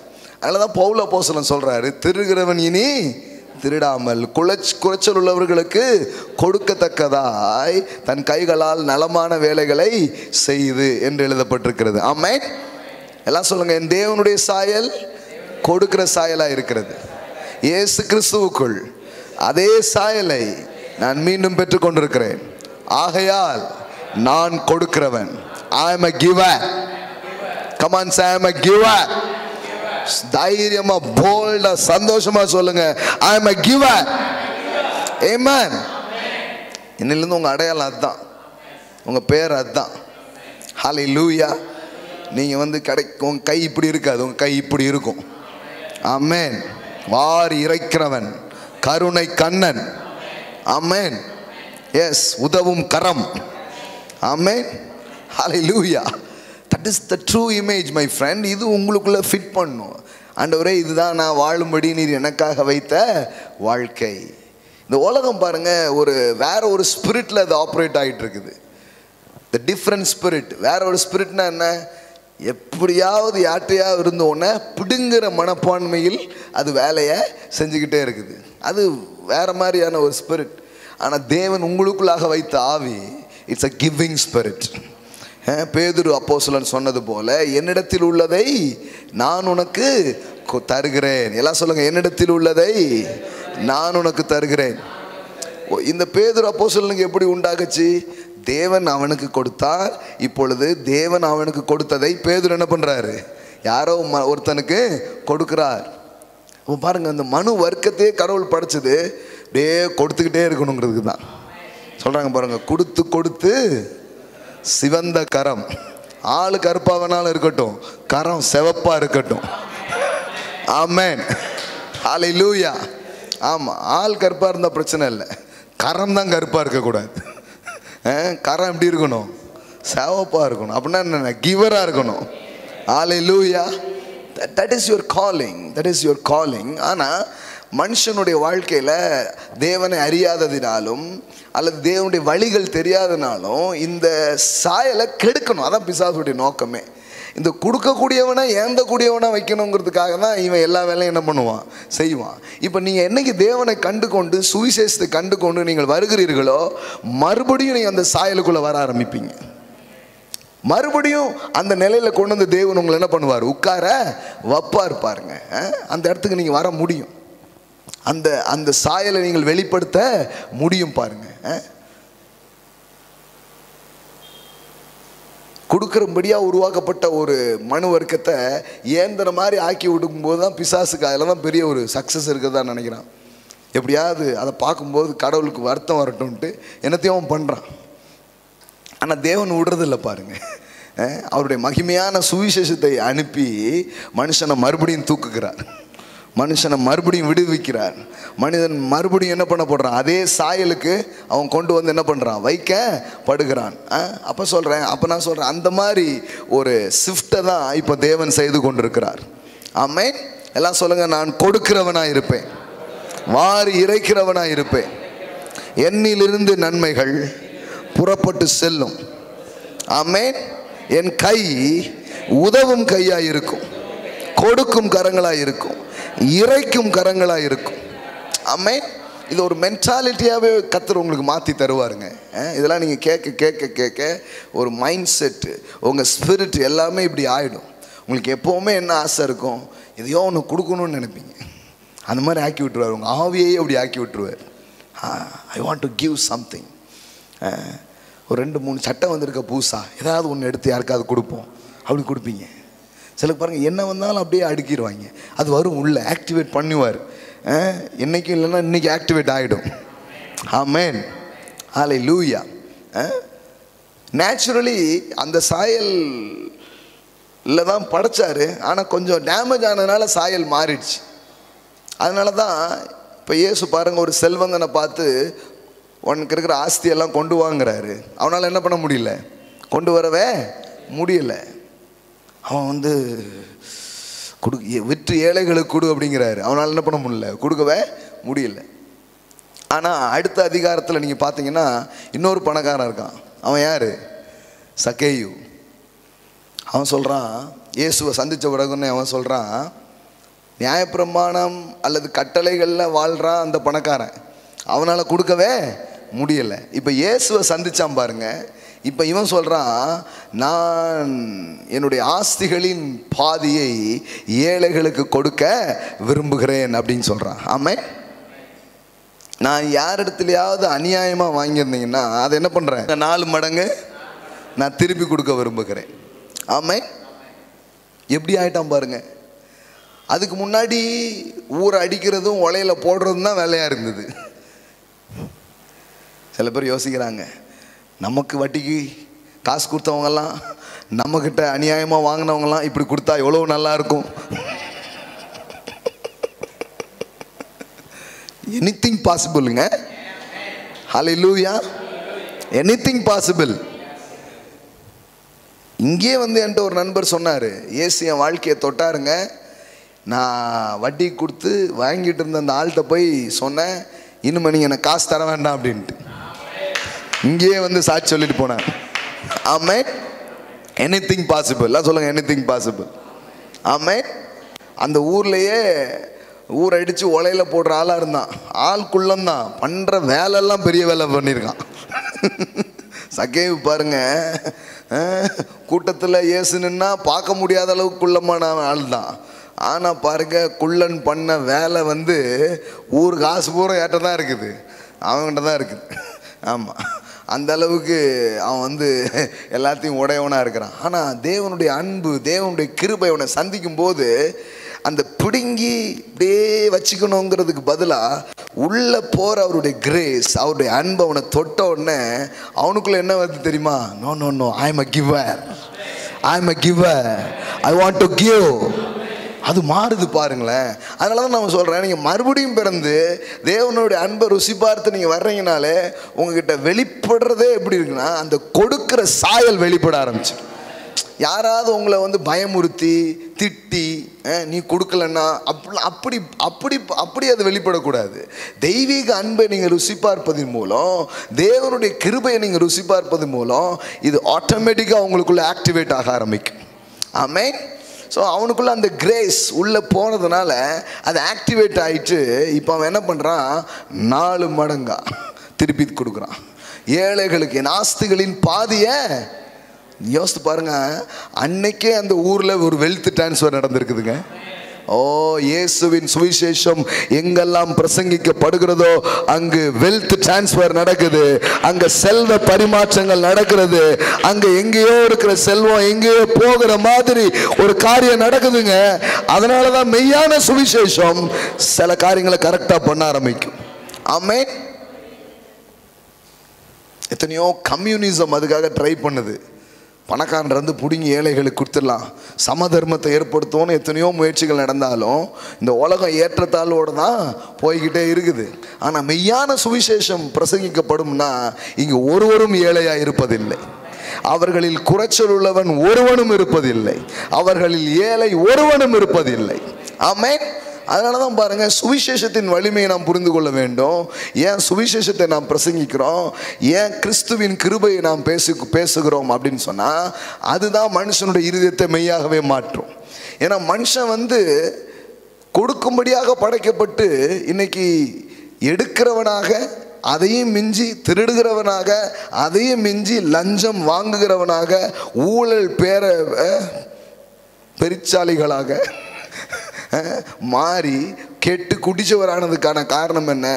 அவன் யார் என்பது அவனுக்கு தெரியவில்லை. அவனுடைய சாயல் என்ன என்பது அவனுக்கு யாரும் சொல்லித்தரவில்லை. அவனுடைய சாயல் என்ன?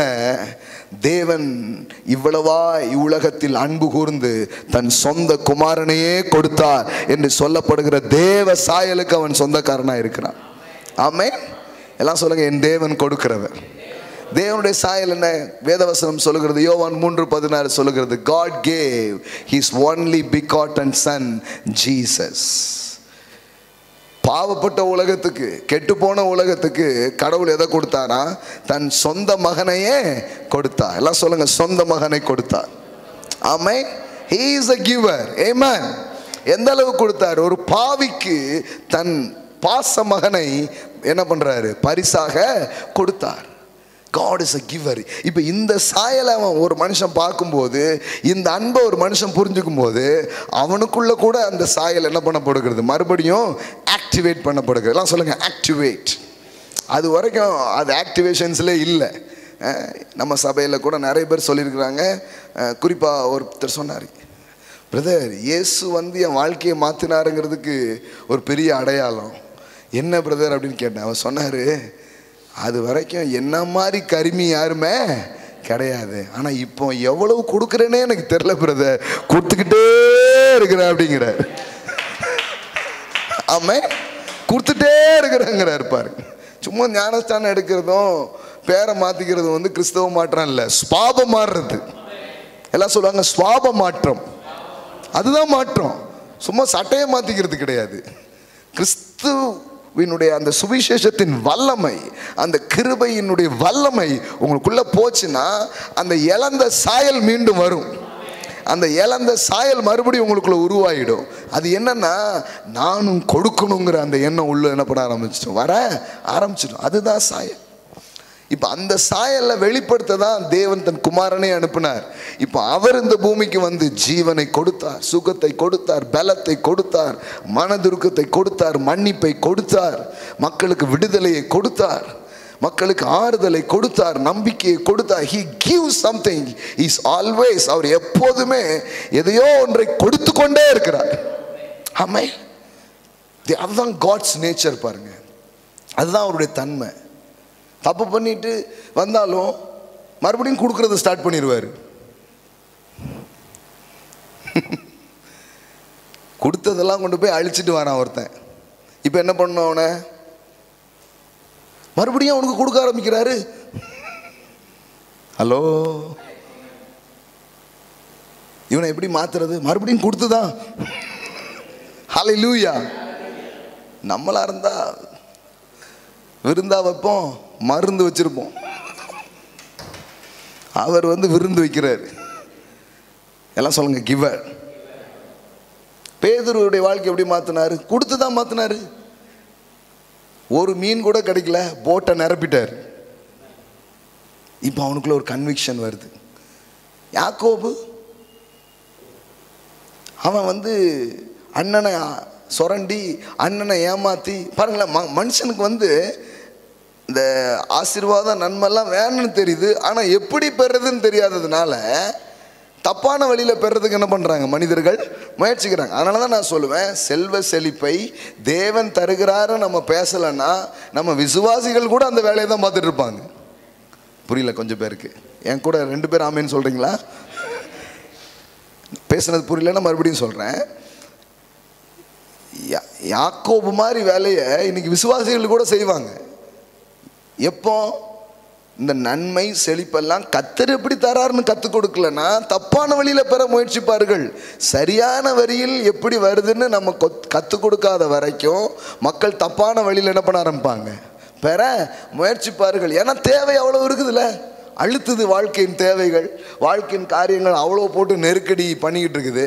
அப்போ அவன் பார்ப்பான், சரி உண்மையாக இருந்து பார்த்தோம், ஒன்றும் தர்ற மாதிரி இல்லை, சின்னதாக ஒரு கையெழுத்து தானா, சின்னதாக ஒரு ஓகே தானா, அப்போ வந்துட்டா ஓகேன்னு பல்காக வாங்கிடுறான்.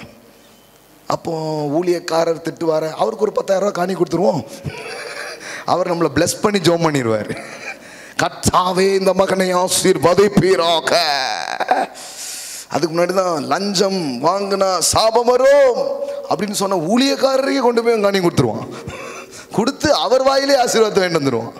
எப்படின்னா அவருக்கு எப்படி லஞ்சம் கொடுக்கணும்னு தெரியும் பாருங்க. புரியுதுங்களா உங்களுக்கு? அமைதியே கேட்டுட்டு இருக்கீங்க, வேற மாதிரி இதெல்லாம் மேட்ரு இது. ஆமாம். அப்போ அதனால தான் இது வந்து சொல்லித்தரணும்னு நான் சொல்கிறேன். நான் இப்போ அந்த யாக்கோபை எப்படி கர்த்தர் மாற்றினாரு? டிவியில் ஒரு நாள் போட்டு விட்டாங்க நம்ம பிரசங்கம், யாக்கோபை ஆண்டவர் ஆசீர்வதிச்சே மாற்றினாரு. அதானே உண்மை. நான் எப்படிங்க எப்படி போடலாம்? அப்புறம் நான் அடித்தா மாற்றினாரு, அவனுக்கு கொடுத்தாரு கொடுத்தாரு கொடுத்தாரு கொடுத்து கொடுத்து கொடுத்து அவன் வாழ்க்கையை மாற்றிட்டார். ஆமென். எல்லாம் சொல்லுங்க, என் தேவன் கொடுத்தே மாற்றுவார். ஹல்லேலூயா. ஆசீர்வதித்தே மாற்றுவார். ஆமென். அதான் நடந்தது பாருங்க. அப்போ சரியான வழியில் செல்வம் எப்படி சேரும் என்பது தெரியவில்லை என்றால் செல்வம் தேவைப்படுகிற எல்லோரும் ஒரு தவறான வழியில் அதை சேர்க்க முயற்சி செய்வார்கள். அதை தடுக்கவே முடியாது, அது நடந்துதான் தீரும். நல்ல இன்பங்கள் எப்படி வருகிறது, அதில் வாழ்வது எப்படின்னு தெரியாத வரை மனிதர்கள் தவறான இன்பத்திலே போய் வாழ்ந்து கொண்டு தான் இருப்பார்கள். ஒன்றும் உங்கள் கண்ணுக்கு முன்னாடி தெரியாது, மறைமுகமாக பண்ணுவாங்க. தான் உண்மை, உண்மை. ஒரு என்டர்டைன்மெண்ட், ஒரு நல்ல விதமான சந்தோஷம் ஒரு மனுஷனுக்கு தேவைப்படுது. அது நல்ல விதமாக எப்படி பெறணும்னு தெரிலன்னா அப்போ கண்டிப்பாக என்ன பண்ணுவான்? ஏன்னா அவன் உருவாக்கப்பட்டதே ஒரு இன்பத்தில் வாழ்வதற்கு. அந்த அந்த அந்த இன்பம் எதுன்னு தெரியாத போது அந்த இன்பத்தை வேற எங்கேயோ தேடி போவோம். அதுபோல தான் நன்றாக இருக்கிறது, ஆசீர்வாதமாக இருக்கிறது, வெற்றியாக இருக்கிறது, செழிப்பாக இருக்கிறத குறித்து வேதாகமம் வழியையும் தேவன் அதை எப்படி தருகிறார் என்பதையும் சொல்றது மாதிரி மனுஷனை பரிசுத்தப்படுத்துகிற ஒரு பிரசங்கம் இல்லவே இல்லைன்னு நான் இன்னைக்கும் ஆழமா நம்புறேன். அதனால தான் இதை எத்தனையோ முறை திரும்ப திரும்ப பிரசங்கம் பண்ணிக்கிட்டு இருக்கிறேன். ஆமென். எஸ், கண்டிப்பா அதை ப்ரீச் பண்ணும். பேச பேசதான் மாறும். அப்போ யாக்கோபு பாருங்க, அவனுக்கு தேவைப்படுது, ஆசைப்படுறான், ஆனால் எப்படி பெறணும்னு தெரில. இப்போ ஆண்டவர் ஒரு ஏணியை காமிச்சார் பாருங்க. அவனுக்கு ஒரு தப்பான வழியில் ட்ரை பண்ணால் அது ஓட வச்சுட்டு அவனை இப்போ மறுபடியும் ஏணியை காட்டுறாரு. ஏணியை காமிச்சாரு அப்படின்னா என்ன? உன்னை நான் தான் உயர்த்துக்கிறவர். ஆமென்.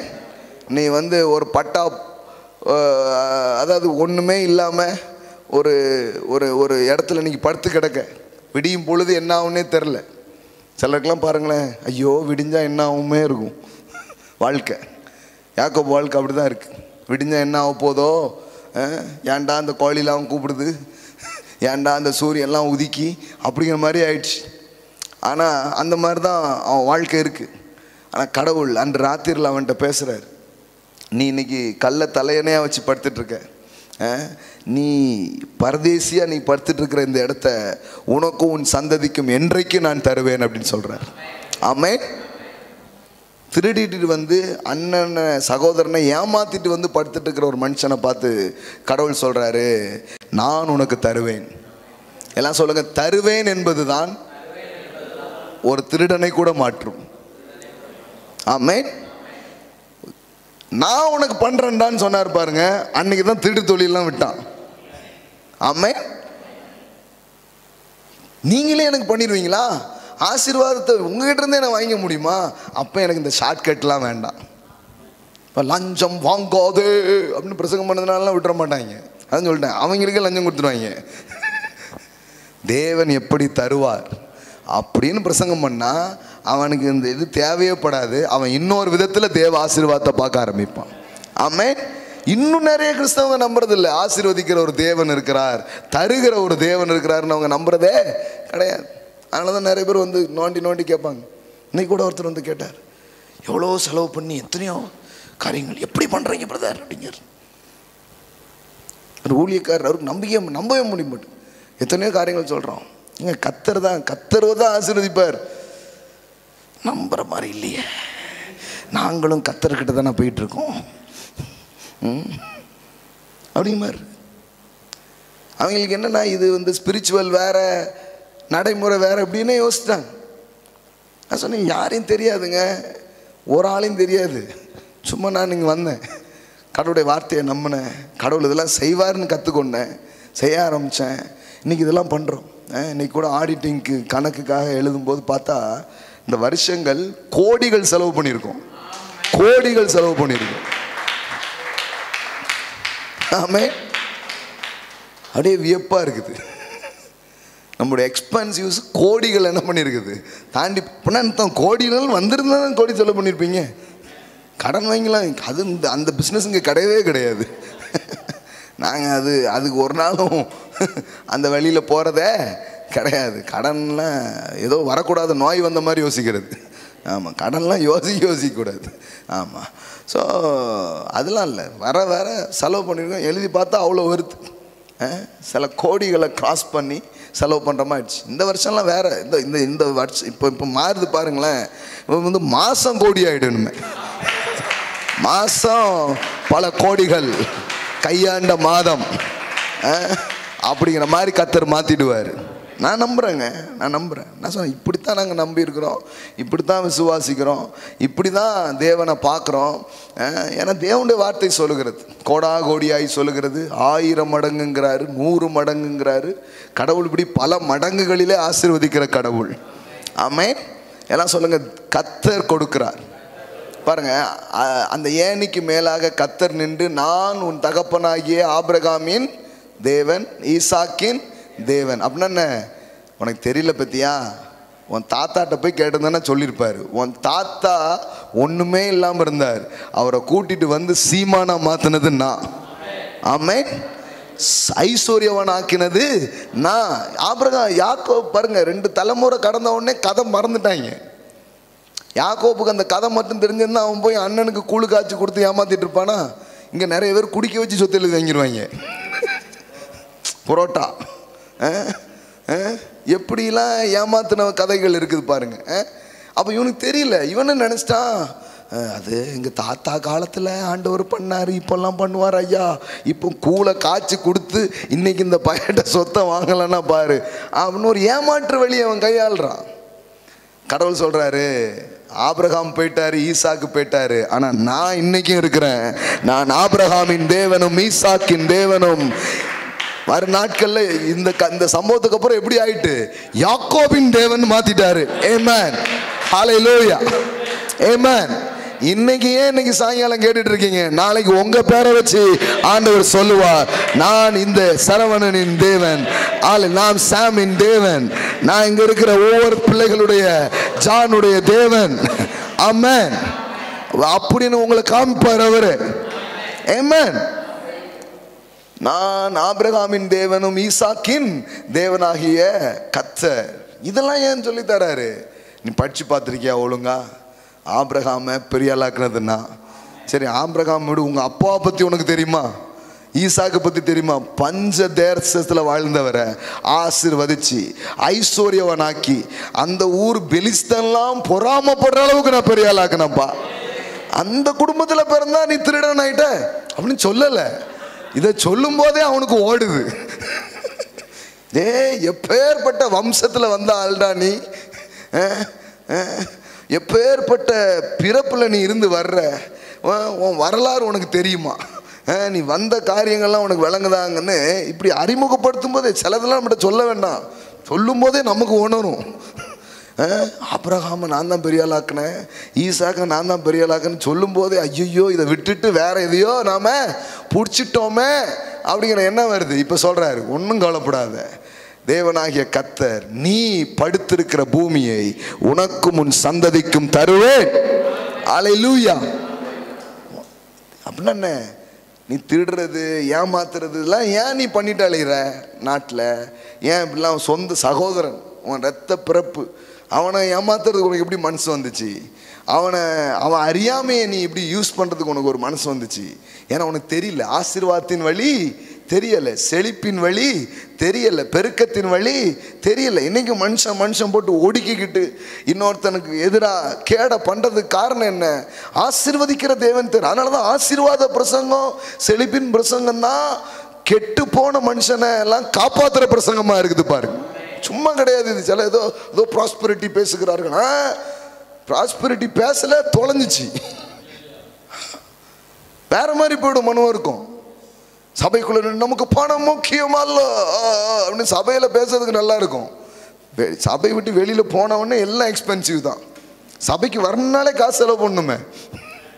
ஹலோ அல்லேலூயா, பிரைஸ் எல்லாம். சர்ச்சுக்கு போற ஒரு டிக்கெட் கொடுங்கன்னு கொடுத்தாங்களா? அப்படி எங்கேயா டிக்கெட் தராங்களா உங்களுக்கு? பிரைஸ் எல்லாம், ஆலயத்துக்கு போகிறேன், பெட்ரோல் போடுங்க அப்படின்னு போட்டுருவாங்களா? கவனமாக இருந்துக்கணும். நம்ம ஊர்லாம் பெட்ரோல் அப்புறம் மேலே அடிச்சிருவாங்க, யாருக்கிட்ட வந்தீங்க அப்படின்ட்டு. நானே காடனை வாங்கி வட்டிக்கு வாங்கி பெட்ரோல் பல்க்கு வச்சா அவன் இன்னொரு டென்ஷனில் உட்காந்துட்டு இருப்பான். புரியுதா உங்களுக்கு? அவங்க இன்னொரு டென்ஷனில் இருப்பான். ஃபஸ்ட்டு சொல்லி பாருங்க, நாங்கள் எங்களுக்கு டிக்கெட் தாங்கன்ட்டு தரமாட்டாங்க, கண்டிப்பாக தரமாட்டாங்க. அப்போ சும்மா வீண் வைராக்கியெல்லாம் பேசக்கூடாது. ஆலயத்தில் நின்றுக்கிட்டு அதெல்லாம் முக்கியம் இல்லை. ரொம்ப முக்கியங்க, மனுஷனுக்கு ஒவ்வொரு நாள் முக்கியம். நமக்கு தேவை, அநேகரை ஆசீர்வதிக்க அது நமக்கு தேவை. ஆமென். ஆமாம் பாருங்கள், இந்த வாரத்தில் மட்டும் பாருங்கள், இங்கே ஒரு 100 பிள்ளைங்க படிக்காங்க ஃப்ரீயாக. அதில் சில பிள்ளைங்க, ஒரு 3 பிள்ளைங்க விசாரிக்கும்போது ஸ்கூலுக்கு போகல, அவங்க அப்பா அம்மா வேலைக்கு ஏதாவது வீட்டு வேலைக்கு எதுக்காக போங்கன்னு அனுப்பி வைக்கிறாங்க. அதுக்கான வேலையெல்லாம் நடந்துகிட்ருக்கு. ஒரு வாரம் 10 நாளாக இருக்குது. எங்களுக்கு தெரியாது, திடீர்னு இந்த செய்தி காதுக்கு வந்துச்சு. என்னென்னு கேட்டால் 3 பிள்ளைங்களும் ஸ்கூல் ஃபீஸ் கட்டலை, ஸ்கூலுக்கு போகல, நுப்பாட்டியாச்சு. அவங்க அப்பா ஒரு உடம்பு சரியில்லாத நபர், சிகிச்சை எடுத்துக்கிட்டு இருக்கார். அவரும் அவங்க அம்மா சின்ன வேலை பார்த்து வீட்டு செலவுக்கு ஓடுது, ஸ்கூல் ஃபீஸ்லாம் கட்ட முடியல. 10th 12th இன்னொரு சின்ன வகுப்பு படிக்கும், அப்படியே நுப்பாட்டாங்க. பாருங்க, இந்த வாரம் போய் ஃபீஸை கட்டி மறுபடியும் அந்த பிள்ளைங்களை ஸ்கூலில் சேர்த்து அன்றைக்கி படிக்க வச்சுருந்தோம். அன்றைக்கி நீங்கள் வந்திருந்தீங்களா? நீங்கள் வந்த அன்றைக்கி தானே காலையில் போய் கட்டி என்ன பண்ணோம், சேர்த்தோம். பாருங்கள், யோசித்து பாருங்கள், இதெல்லாம் இருந்தால் தான் இதெல்லாம் செய்ய முடியும். எவ்வளோ நல்ல காரியங்கள் நீங்கள் நடக்குது பாருங்கள். அதனால தான் பாருங்கள், ஊழிஞ்சவங்களுக்கு கூட நான் சொல்கிறேன், முதல்ல கர்த்தர் செழிக்க வைக்கிறார், அதை தராருங்கிறத கற்றுக்கோங்க. இல்லைன்னா ஊழிஞ்சறது ரொம்ப கஷ்டம். அப்போ வாழ்க்கைக்குள்ளே நீங்கள் போகும்போது நீங்கள் இது புரிஞ்சுக்கணும், கர்த்தர் தான் செழிப்பை தரார். ஆமென். ஆபிரகாமுக்கு அவர் தான் கொடுத்தார். ஆமென். ஈசாக்குக்கு அவர் தான் கொடுத்தார். ஏமாத்தி பெறணும்னு நினச்ச யாக்கோபுக்கு கூட இடையில போந்து அந்த வழி வேண்டாம், நம்ம வழி வேற அப்படின்னு அவனை ஆசீர்வதிச்சு மாத்தினார். ஆமென். ஹல்லேலூயா. கர்த்தர் பாருங்க, நம்ம வாழ்க்கையில் இடைப்படுகிறார். இப்போ யாக்கோபு அவர் திட்டிருக்கலாம், நீ தொலைஞ்ச நாசமாக போயிடுவேன்லாம் சொல்லலை, அவனுக்கு வழி தெரியல, சம்பாதிக்க வழி தெரியல, தப்பான திசையை நோக்கி போகிறான். இப்போ கடவுள் அவன் வாழ்க்கையில் இடைப்பட்டு இப்போ சொல்கிறாரு. இப்போ பாருங்களேன், அவன் வாயிலிருந்து ஒரு வார்த்தை வரும், உங்களுக்கே ஆச்சரியமாக இருக்கும். பூமியை உனக்கு தருவேன், உன் சந்ததி பூமியின் தூளை போல் இருக்கும், நீ மேற்கும் கிழக்கும் வடக்கையும் தெற்கையும் பரம்புவாய். நீ உன் அண்ணன்ட்ட ஆட்டையை போட்டது எவ்வளவு? அது எம்பிட்டுக்கோன்னு ஏதோ ஒரு பத்திரம், சில ஏக்கர் வேணா இருக்கலாம். ஆனால் நான் உனக்கு தரப்போகிறது கிழக்கு மேற்கு தெற்கு வடக்கு என்று எல்லா இடமும் நான் உனக்கு தருவேன். அது மட்டும் இல்லை, எப்படி பேசுகிறாரு பாருங்க, இதுதான் பாயிண்ட். எல்லாம் சொல்லுங்க, உனக்குள். எல்லாம் சொல்லுங்க, உனக்குள்ளும் உன் சந்ததிக்குள்ளும் பூமியின் வம்சங்கள் எல்லாம். என்ன சொல்றாரு? நீ திருடன் அல்ல, நீ அநேகருக்கு ஆசீர்வாதமா இருக்க அழைக்கப்பட்டவன். You are not a thief. நீ ஏதோ திருடுகிறவன் அல்ல, நீ ஏமாற்றுகிறவன் அல்ல, நீ பிடுங்கி சாப்பிட வேண்டியவன் அல்ல. உன் சாயலே உனக்கு தெரியலையப்பா. உன் சாயலை உனக்கு நான் சொல்றேன். யாக்கோபு, நீ யாரு? உனக்குள்ளும் உன் சந்ததிக்குள்ளும் பூமியின் வம்சங்கள் எல்லாம் ஆசீர்வதிக்கப்படும். ஆமென். உன்னை ஒரு ஊட்டா இருக்கிறதுக்கு நான் அழைச்சேன். அப்ப இது யாக்கோபுக்கு அது பெரிய ஒரு வெளிப்பாடா இருக்குது பாருங்க. ஐயோ, நம்ம திருடி கிருடி இதோ பண்ணால் என்னமோ கிடச்சிருக்கும். ஆனால் தேவன் சொல்கிறார், இல்லை, என் ஆசீர்வாதம் வேறு லெவல். என் ஆசீர்வாதத்தினுடைய லெவலு வேற. அது எப்படி இருக்குது? உனக்குள்ளும் உன் சந்ததிக்குள்ளும் பூமியின் வம்சங்கள் ஆசீர்வதிக்கப்படும். நான் உன்னோடு இருந்து நீ போகிற இடத்தில் எல்லாம் உன்னை காத்து இந்த தேசத்துக்கு உன்னை திரும்பி வர பண்ணுவேன். நான் உனக்கு சொன்னதை செய்யும் அளவும் உன்னை கைவிடுவதில்லை என்றார். யாக்கோபு நித்திரை தெளிந்து விழித்த போது பாருங்க, இதெல்லாம் எதிலே நடக்குது? ட்ரீம்லே நடக்குது. மெய்யாகவே கர்த்தர் இந்த ஸ்தலத்தில் இருக்கிறார், இதை நான் அறியாதிருந்தேன் என்றான். எல்லாம் சொல்லுங்க, இதை நான் அறியாதிருந்தேன். That is a problem. எல்லாம் சொல்லுங்க, இதை நான் அறியாதிருந்தேன். போடுங்க. அவன் பயந்து, இந்த ஸ்தலம் இவ்வளவு பயங்கரமாக இருக்கிறது, இது தேவனுடைய வீடே அல்லாமல் வேறல்ல, இது வானத்தின் வாசல் என்றான். ஆமென். அதிகாலையிலே யாக்கோபு எழுந்து தன் தலையின் கீழ் வைத்திருந்த கல்லை எடுத்து அதை தூணாக நிறுத்தி அதன் மேல் எண்ணெய் வார்த்து அந்த ஸ்தலத்துக்கு பெத்தேல் என்று பெயரிட்டான். பாருங்க, முதல்ல தேவனை தொழுது கொள்ளணுங்கிற ஆர்வம் உள்ள வருது.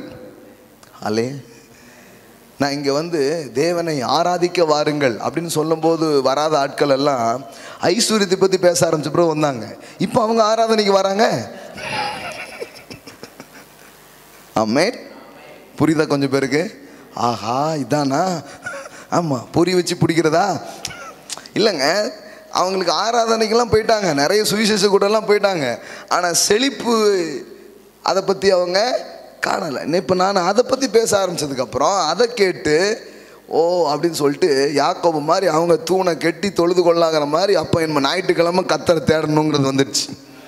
அதுக்கு முன்னாடி நினச்சான், சண்டே நிறைய பிஸ்னஸ் வரும் பிரதர், சண்டே நம்ம அதை பார்க்க போவோம், எதுக்கு போட்டு அங்கே போனால் எக்ஸ்ட்ரா செலவு தான் ஆலயத்துக்கு, இப்படி நினச்சிட்டு இருந்தவர் இப்போ வெளிப்பாடு வந்துடுச்சு.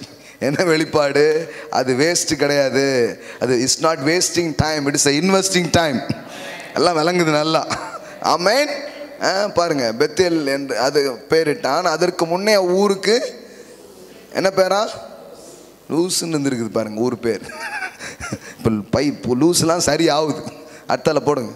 அப்பொழுது யாக்கோபு, இப்போ கவனிங்க, தேவன் உனக்கு நான் கொடுப்பேன் தருவேன்லாம் பேசிகிட்டே இருந்தாரா? இப்போ பாருங்க, இப்போ யாக்கோபு என்ன பேசுகிறான் பாருங்க. யாக்கோபு, தேவன் என்னோடு இருந்து நான் போகிற இந்த வழியில் என்னை காப்பாற்றி உண்ண ஆகாரம் உடுக்க வஸ்திரம் எனக்கு தந்து என்னை என் தகப்பன் வீட்டுக்கு சமாதானத்தோடு திரும்பி வர பண்ணுவார். ஆனால் கர்த்தர் எனக்கு தேவனாய் இருப்பார். நான் தூணாக நிறுத்தின இந்த கல் தேவனுக்கு வீடாகும். தேவரீர் எனக்கு தரும் எல்லாவற்றிலும் உமக்கு நான் தசமபாகம் செலுத்துவேன் என்று சொல்லி பொருத்தனை. இப்போ இது வரைக்கும் திருடனாக இருந்தவன் முதல்ல கொடுக்கறத பற்றி பேசுகிறான் பாருங்க. ஆமென். எல்லாம் சொல்லுங்க, சாயல் மாறுகிறது. ஆமென். இதுக்கு முன்னாடி சீட்டிங், இப்போ டைத்திங். Seating to tithing. இதுக்கு முன்னாடி தந்திரம், இப்போ தசமபாகம். தந்திரத்தால் பிழைக்கலான்னவன் இப்போ என்ன சொல்லிட்டான்? தசமபாகம் தாங்கங்கிறான். தந்திரம்ங்கிறது சுய புத்தியை சார்ந்துக்கிறது, தசமபாகங்கிறது தேவனை சார்ந்துக்கிறது. டைத்திங் என்ன? டைத்திங் ஏன் கொடுக்குறோம்? Giving. What is mean by giving? I depending God, I depending God's grace, I depending God's blessings. தேவ ஆசீர்வாதம் தான் என்னை செழிக்க வைக்கி, அதுக்கு அடையாளமாக நான் கொடுப்பது தான் தசமபாகமாக இருக்கிறது. கடவுள் ஒன்றும் என் பற்ற வச்சு அவர் சாப்பிட்றதில்லை. நான் கொடுக்கும்போது நான் சொல்கிறேன், எனக்கு கொடுத்தவர் நீர். கொடுக்காத போது சொல்கிறேன், நானே பண்ணேன் அப்படின்னு சொல்கிறேன். அவ்வளோதான் விஷயம். கொடுக்கணுமா பிரதர்? அது உங்கள் விருப்பம். நீங்கள் கொடுக்கணும்னு சொல்லும்போது அவர் கொடுத்தாருன்னு சொல்கிறீங்க. அதெல்லாம் என்ன பிரதர், பழைய ஏற்பாடா புதிய ஏற்பாடா? எந்த ஏற்பாடுலாம் தெரியாது. இந்த ஏற்பாடு அவர் வச்சிருக்கிறாருன்னா சாயல், கொடுக்கும் சாயலுங்கிற ஏற்பாடு எந்த ஏற்பாட்டிலையும் மாறினதே கிடையாது. பழைய ஏற்பாட்டிலையும் தேவன் கொடுப்பவர் தான், புதிய ஏற்பாட்டிலையும் தேவன் கொடுப்பவர் தான். ஏற்பாடே இல்லாட்டா கூட கொடுக்கிற சாயல் தேவ சாயல். மனுஷனுக்கு அந்த சாயலை அவர் கொடுத்திருக்கிறார். ஆமென். அதுக்கெல்லாம் சட்டம் போட வேண்டியதில்லை, பிரமாணம் வைக்க வேண்டிய அவசியமே கிடையாது. இப்போ யோசேப்பு விபச்சாரம் செய்யாதபடி ஓடி போனான். கரெக்டா படிக்கிறோமா? விபச்சாரம் செய்யாதிருப்பாயாக அப்படின்னு ஒரு சட்டம் இருந்துச்சா? யோசேப்பு வாழ்ந்த காலத்தில் இருந்துச்சா? விபச்சாரம் செய்தால் பாவம்னு சட்டம் இருந்துச்சா? ஏன்? ஏன்னா அப்போ நியாயப்பிரமாணம். அப்போ ஏன் யோசேப்பு ஓடி போனா? இதெல்லாம் சட்டத்தினால வர்றதில்லை, அவரோடு இருக்கும்போது அந்த சாயல் வெளியில் வருதுங்க. அது மாதிரி எழுதியிருக்கு எழுதலை அது கிடையாது. கிவிங் தான் காட்ஸ் நேச்சர். அவர் நேச்சர் எனக்குள்ளே வந்ததுன்னா நானும் அப்படி ஆயிடுவேன். ஆமென். அந்த 10 20 இப்படிலாம் கிடையாது, கொடுத்துட்டே இருப்பேன் நான். அதுதான் தேவனுடைய சாயல். ஆமென். இப்போ முதல்ல அவன் சொல்கிறான் பாருங்க, தேவரீர் எனக்கு தரும். எல்லாம் சொல்லுங்க, தேவரீர் எனக்கு தரும் எல்லாவற்றிலும். இதுக்கு முன்னாடி தேவன் தருவாருங்கிற எண்ணமே அவனுக்கு கிடையாது. தேவன்லாம் எங்கெங்க தருவார்? நம்ம ஏதாவது பிடிச்சி யாரையாவது ஏதாவது பண்ணி எடுத்தாதான் உண்டுன்னு அவன் நினைச்சான். இப்போ முதல்ல அவன் சிந்தையில் ஒரு மாற்றம் வருகிறது. தேவரீர் எனக்கு தரும் எல்லாவற்றிலும் உமக்கு தசம பாகம் செலுத்துவேன். ஆமென். எல்லாம் சொல்லுங்க, தருகிறதால் செலுத்துகிறேன். செலுத்தும் போது என்ன சொல்லுகிறேன்? நீர்தான் தந்தீர் என்று சொல்லுகிறேன். ஆமென். செலுத்துவேன் என்று சொல்லி பொருத்தனை பண்ணி கொண்டான். ஆமென். அப்போ தந்திரத்தை நம்பினவன் இப்போ எதை நம்புகிறான்?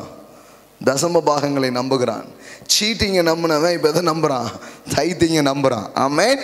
அவனுக்குள்ள பெரிய ஒரு ஷிஃப்ட் நடக்குது, அவனுக்குள்ள ஒரு பெரிய மாற்றம் நடக்கிறது. அதுபடியே அவன் போகிறான். ஆனால் திரும்பி வரும்பொழுது 2 பரிவாரங்களோடு தேவன் வர வைத்தார். ஆமென். ஹல்லேலூயா. அப்போ பாருங்களேன், ஒரு திருடனை, ஒரு ஏமாத்து பேர் வழியை கடவுள் எப்படி மாற்றினாரு? அவர் வழியில் அவர் ப்ராஸ்பரிட்டி அவனுக்கு சொல்லித்தரார். இங்கே பாருப்பா, இந்தந்த வழியிலெல்லாம் உன் அண்ணனை ஏமாற்றி இப்படியெல்லாம் தந்திரம் பண்ணி ஆசீர்வாதத்தையும் பெறத்துக்கும் அவன் ஏமாத்து வேலை பார்த்தான். பார்த்து தெரியல, அண்ணனை மட்டுமா ஏமாத்தினா? யார? அப்பாவை.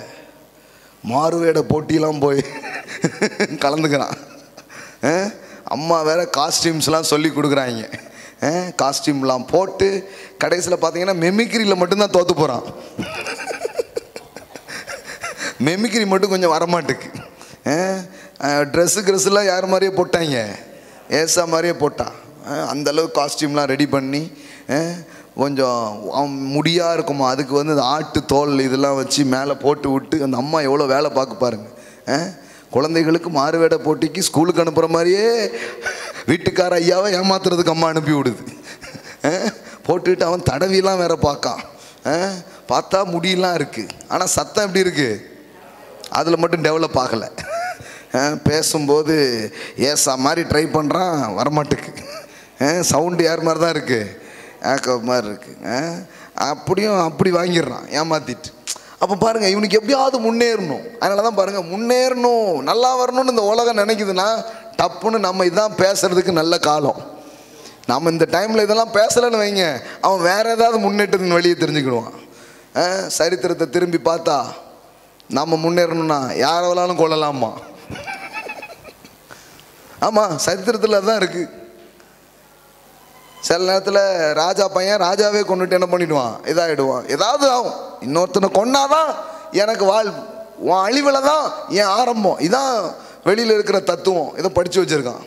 அப்போ கர்த்தரின் வழியை சொல்லி தந்தால் மட்டும்தான் ஐயா இப்படிலாம் போக வேண்டியது இல்லை. இதை நிரூபிச்சே காட்டியிருக்கிறார் கடவுள். ஒரு சாதாரண ஊரில் இருந்து ஆபிரகாமை கூப்பிட்டு பணக்காரனாக்குனாரு, அவன் பையனை பணக்காரனாக்குனாரு. அப்போ இந்த தேவனை நான் நம்பும்போது என்னையும் இன்றைக்கு செல்வந்தராக்குகிற தேவன், ஐஸ்வர்யவான் ஆக்குகிற தேவன், என்னை உயர்த்துகிற தேவனாக அவர் இருக்கிறார் என்கிற செய்தி அவசியமாக இருக்கிறது. அதுவும் ரொம்ப சத்தமாக, ரொம்ப ஓங்கி, ரொம்ப தெளிவாக இந்த நாளில் பிரசங்கம் பண்ணும் பாருங்க. இல்லைன்னா மக்கள் எங்கேயோ போடுவாங்க. அதனால தான் இதை எடுத்து பேசிகிட்டு இருக்கிறோம் பாருங்க. அப்போ ஒன்று ரொம்ப நிச்சயம், எல்லாம் சொல்லுங்கள், கொடுக்கிற சாயல். ஒரு கல்லனை கூட கடவுள் எப்படி மாற்றிட்டார் பாருங்க, கிவ்வராக்குறார். முதல்ல அவனை என்ன சொல்கிறாரு, நான் உனக்கு தருவேன், இதெல்லாம் உனக்கு உண்டாகும். இதெல்லாம் தேவன் அவருடைய சாயலை வெளிப்படுத்துகிறார். அதை அப்படியே பார்த்துட்டே இருக்கிறான் பாருங்க. காலையில் விழிஞ்ச உடனே சொல்கிறான், ஐ வாண்ட் டு கிவ் சம்திங்கிறான். டேய் யாக்கோபு, உன் வாயில் இருந்தா கொடுப்பேன்னு சொல்லுதியப்பா, உன் வாயில் இருந்தா ஆச்சரியமா இருக்குதே அப்படிங்கிற மாதிரி தான் இருக்குது. ஏன்னா இரவெல்லாம் பார்த்த சாயல் கொடுக்கும் சாயலாக இருக்கிறது. ஆமென். அது பார்க்க பார்க்க அவனுக்குள்ள ஒரு கன்விக்ஷன், ஒரு மாற்றம். அவன் சொல்கிறான், ஐ வாண்ட் டு கிவ் சம்திங், நான் என் தேவனுக்கு நான் கொடுக்க போகிறேன். அப்போ அந்த யாக்கோபு அப்படி மாற்றப்படுறான் பாருங்க. அப்போ ஒவ்வொரு மனுஷனுக்குள்ளாகவும் தேவன் வைத்த சாயல் இந்த கிவிங் நேச்சர் தான் வைக்கிறாரு. ஆனால் அவன் இடையில நடந்த அந்த எரர் அவனை எப்படி மாற்றிடுச்சு? சொந்த சகோதரனை ஏமாத்த, அப்பாவை ஏமாத்த, யாரையெல்லாமோ என்ன வேணாலும் பண்ணலாம். நல்ல காரியங்கள் வெற்றி பெறுவதற்கு இத்தனை லாஸ் அப்படின்னு சொல்கிறாங்க, இத்தனை சட்டங்கள் அப்படின்னு போட்டுட்டு கடைசியாக ஒரு சட்டம், என்ன வேணாலும் பண்ணு எப்படியாவது வெற்றி பெறு, அதான் கடைசி சட்டம். என்ன ஏதாவது பண்ணி எப்படினாலும் வெற்றியை பெறணும், அதான் கடைசி லா அப்படின்னு வைக்கிறாங்க. அவன் பாருங்க, என்ன வேணாலும் பண்ணி எப்படி வேணாலும் முன்னேறலாங்கன்னு வைக்கிறது மாதிரி பரிதாபமான அழுத்தத்துக்குள்ளே இந்த உலகம் என்ன பண்ணப்படுகிறது, தள்ளப்படுகிறது. இதெல்லாம் பேசணும், இதை பற்றியெல்லாம் சிந்திக்கணும், இதை பற்றியெல்லாம் எடுத்து பதில்களை சொல்ல வேண்டியது ரொம்ப அவசியமாக இருக்குது.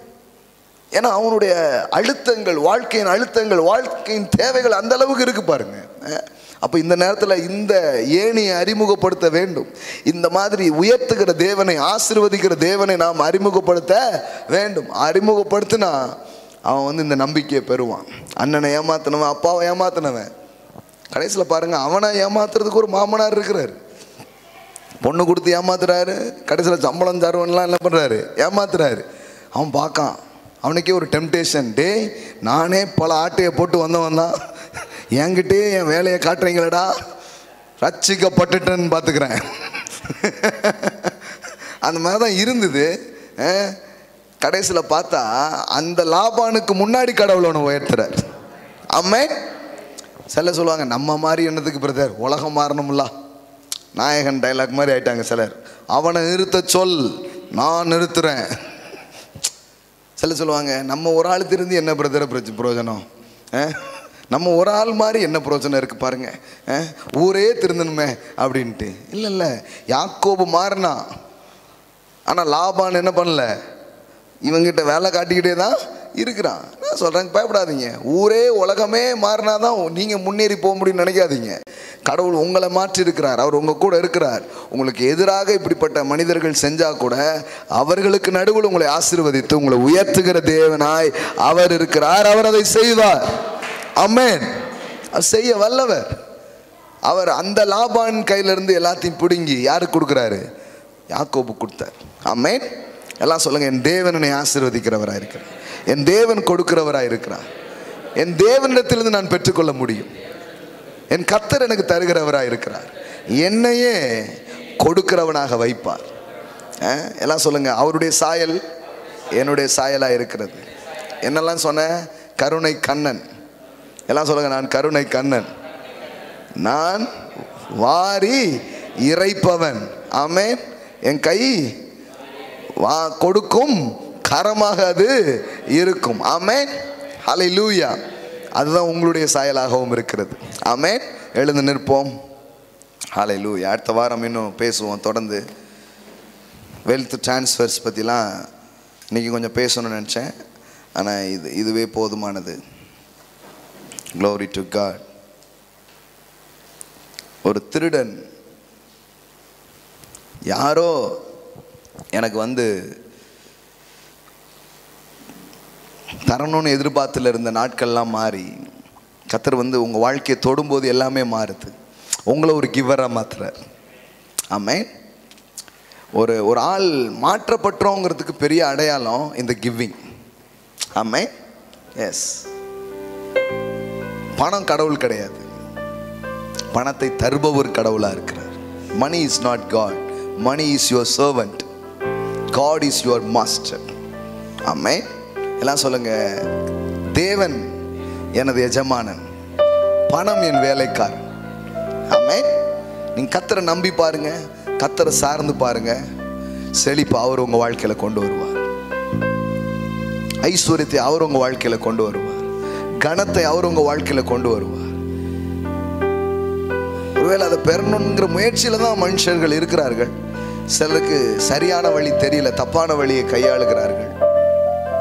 ஆனா கடவுள் உங்களை வைத்த நோக்கம் அந்த சாயல் வாரி வழங்குற சாயலாக, கருணை கண்ணனாக இருக்கிற சாயல்ல வாழதான் அவர் உங்களை அழைத்திருக்கிறார். ஒருவேளை அந்த சாயல்ல ஒரு கோளாறு நடந்து எப்படியோ போயிருந்திருக்கலாம். மீண்டுமாய் தேவன் நம்முடைய வாழ்க்கையை தூக்குகிற தேவனாய் இருக்கிறார், நம்முடைய வாழ்க்கையை தொடுகிற தேவனாய் அவர் இருக்கிறார். அல்லேலூயா. ஒருவேளை இன்னைக்கு உங்க கை ஏந்துகிற கரங்களா இருக்கலாம், ஆனால் இன்றைக்கு நீங்கள் கொடுக்கும் போது ஒரு விசுவாசத்தோடு கொடுங்கள். ஆண்டவரே, எனக்குள்ளாய் நீர் வைத்த சாயல் அது வாரி இறைக்கிற சாயலா இருக்கிறது, எனக்குள்ளாக நீர் வைத்திருக்கிற சாயல் கொடுக்கக்கூடிய சாயலா இருக்கிறது. ஹalleluya. I am a giver, I am a giver, I am a giver. இன்னைக்கு ஒரு டிரான்ஸ்ஃபர்மேஷன்ஸ் ஒவ்வொருத்தருடைய நேச்சர்ஸ்ல நடக்கும்படிக்கு நான் ஜெபிக்கிறேன். சில பேருக்கு பயம், ஐயோ இதெல்லாம் போயிடுச்சுன்னா நான் என்ன பண்ணுவேன் அப்படிங்கிற பயம், அதனாலதான் அந்த சாயல் வெளிப்பட மாட்டேங்குது. இல்ல, தேவன் கொடுக்கிறது மட்டும் இல்ல, தேவன் ஒன்றை நம்புகிறார், கொடுப்பது பெருக்கத்தின் அடையாளமாய் இருக்கிறது என்று. ஆகையால தான் ஒரு குமாரனை கொடுத்து இத்தனை குமாரர்களை அவர் அறுவடையாக பெற்றிருக்கிறார். அல்லேலூயா. சன்னை கொடுத்தாதான் சன்னை பெற முடியும். அல்லேலூயா. ஒரு குமாரனை கொடுத்தார் குமாரர்களை பெறும்படியாக. அல்லேலூயா. God is a giver, God is a giver. கொடுப்பது என்பது பெருக்கத்தின் வழியா இருக்கிறது. ஒருவேளை உங்களுக்குள்ளே அந்த ஸ்வாபம் ஆக்டிவேட் பண்ணப்படாம இருக்குன்னா நான் சொல்றேன், இன்னைக்கு அதை ஆக்டிவேட் பண்றார். யாக்கோபுக்குள்ள அதை ஆக்டிவேட் பண்ண தேவன் இன்னைக்கு உங்களுக்குள்ள அதை ஆக்டிவேட் பண்றார். ஹல்லேலூயா. அது ஒரு செழுமையின் அடையாளமா இருக்கிறது, அது ஒரு தேவ சாயலா இருக்கிறது. இன்னைக்கே அது உங்களுக்குள்ள இன்னும் சிறந்த விதத்தில் அது ஆக்டிவேட் பண்ணப்படுவதாக. ஹல்லேலூயா. வெறும் கொடுத்துக்கிட்டே மட்டும் இல்லை, நீங்கள் பெருகும்படியாகவே கொடுக்கிறீர்கள். ஹல்லேலூயா. தேவன் கொடுத்து பெருக வைக்கிறார். ஒரு மனுஷனை படைத்து அப்படியே மனு வர்க்கத்தை உண்டாக்கினார். அப்படி ஒன்றிலிருந்து ஒன்று உருவாகும் என்பதை தேவன் நம்புகிறார். ஹல்லேலூயா. பவுல் அப்போஸ்தலன் ஆகையால் தான் சொன்னார், பெருக விதைக்கிறவன் பெருக அறுப்பான் என்றார். ஹல்லேலூயா. இது வேதாகமம் சொல்லி தருகிற செழிப்பிற்கான ஒரு வழியா இருக்கிறது.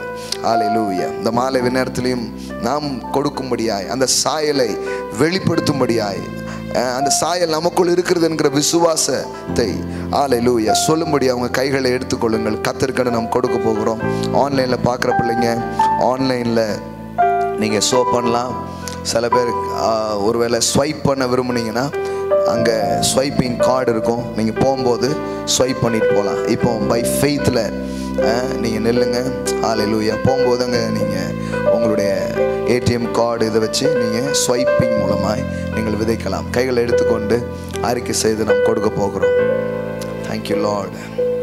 எல்லாம் சொல்லுங்கள், இந்த நாளிலே நான் கேட்ட தேவனுடைய வார்த்தை எனது சாயலை எனக்கு சொல்லியிருக்கிறது. எனது சாயல் கருணை கண்ணன், கொடுக்கிறவன், வாரி இறைப்பவன், உதவும் கரங்களாய் என் கரங்கள் இருக்கும். இதுதான் என்னுடைய சாயலாய் இருக்கிறது. என் தேவன் கொடுக்கிறவராய் இருக்கிறார். அவருக்கு பிறந்த நான் அவருடைய சாயலிலே வாழும்படி நான் உண்டாக்கப்பட்டிருக்கிறேன். ஆகையால் நான் கொடுத்து கொண்டே இருப்பேன். எனது சாயல் அதுவாய் இருக்கிறது.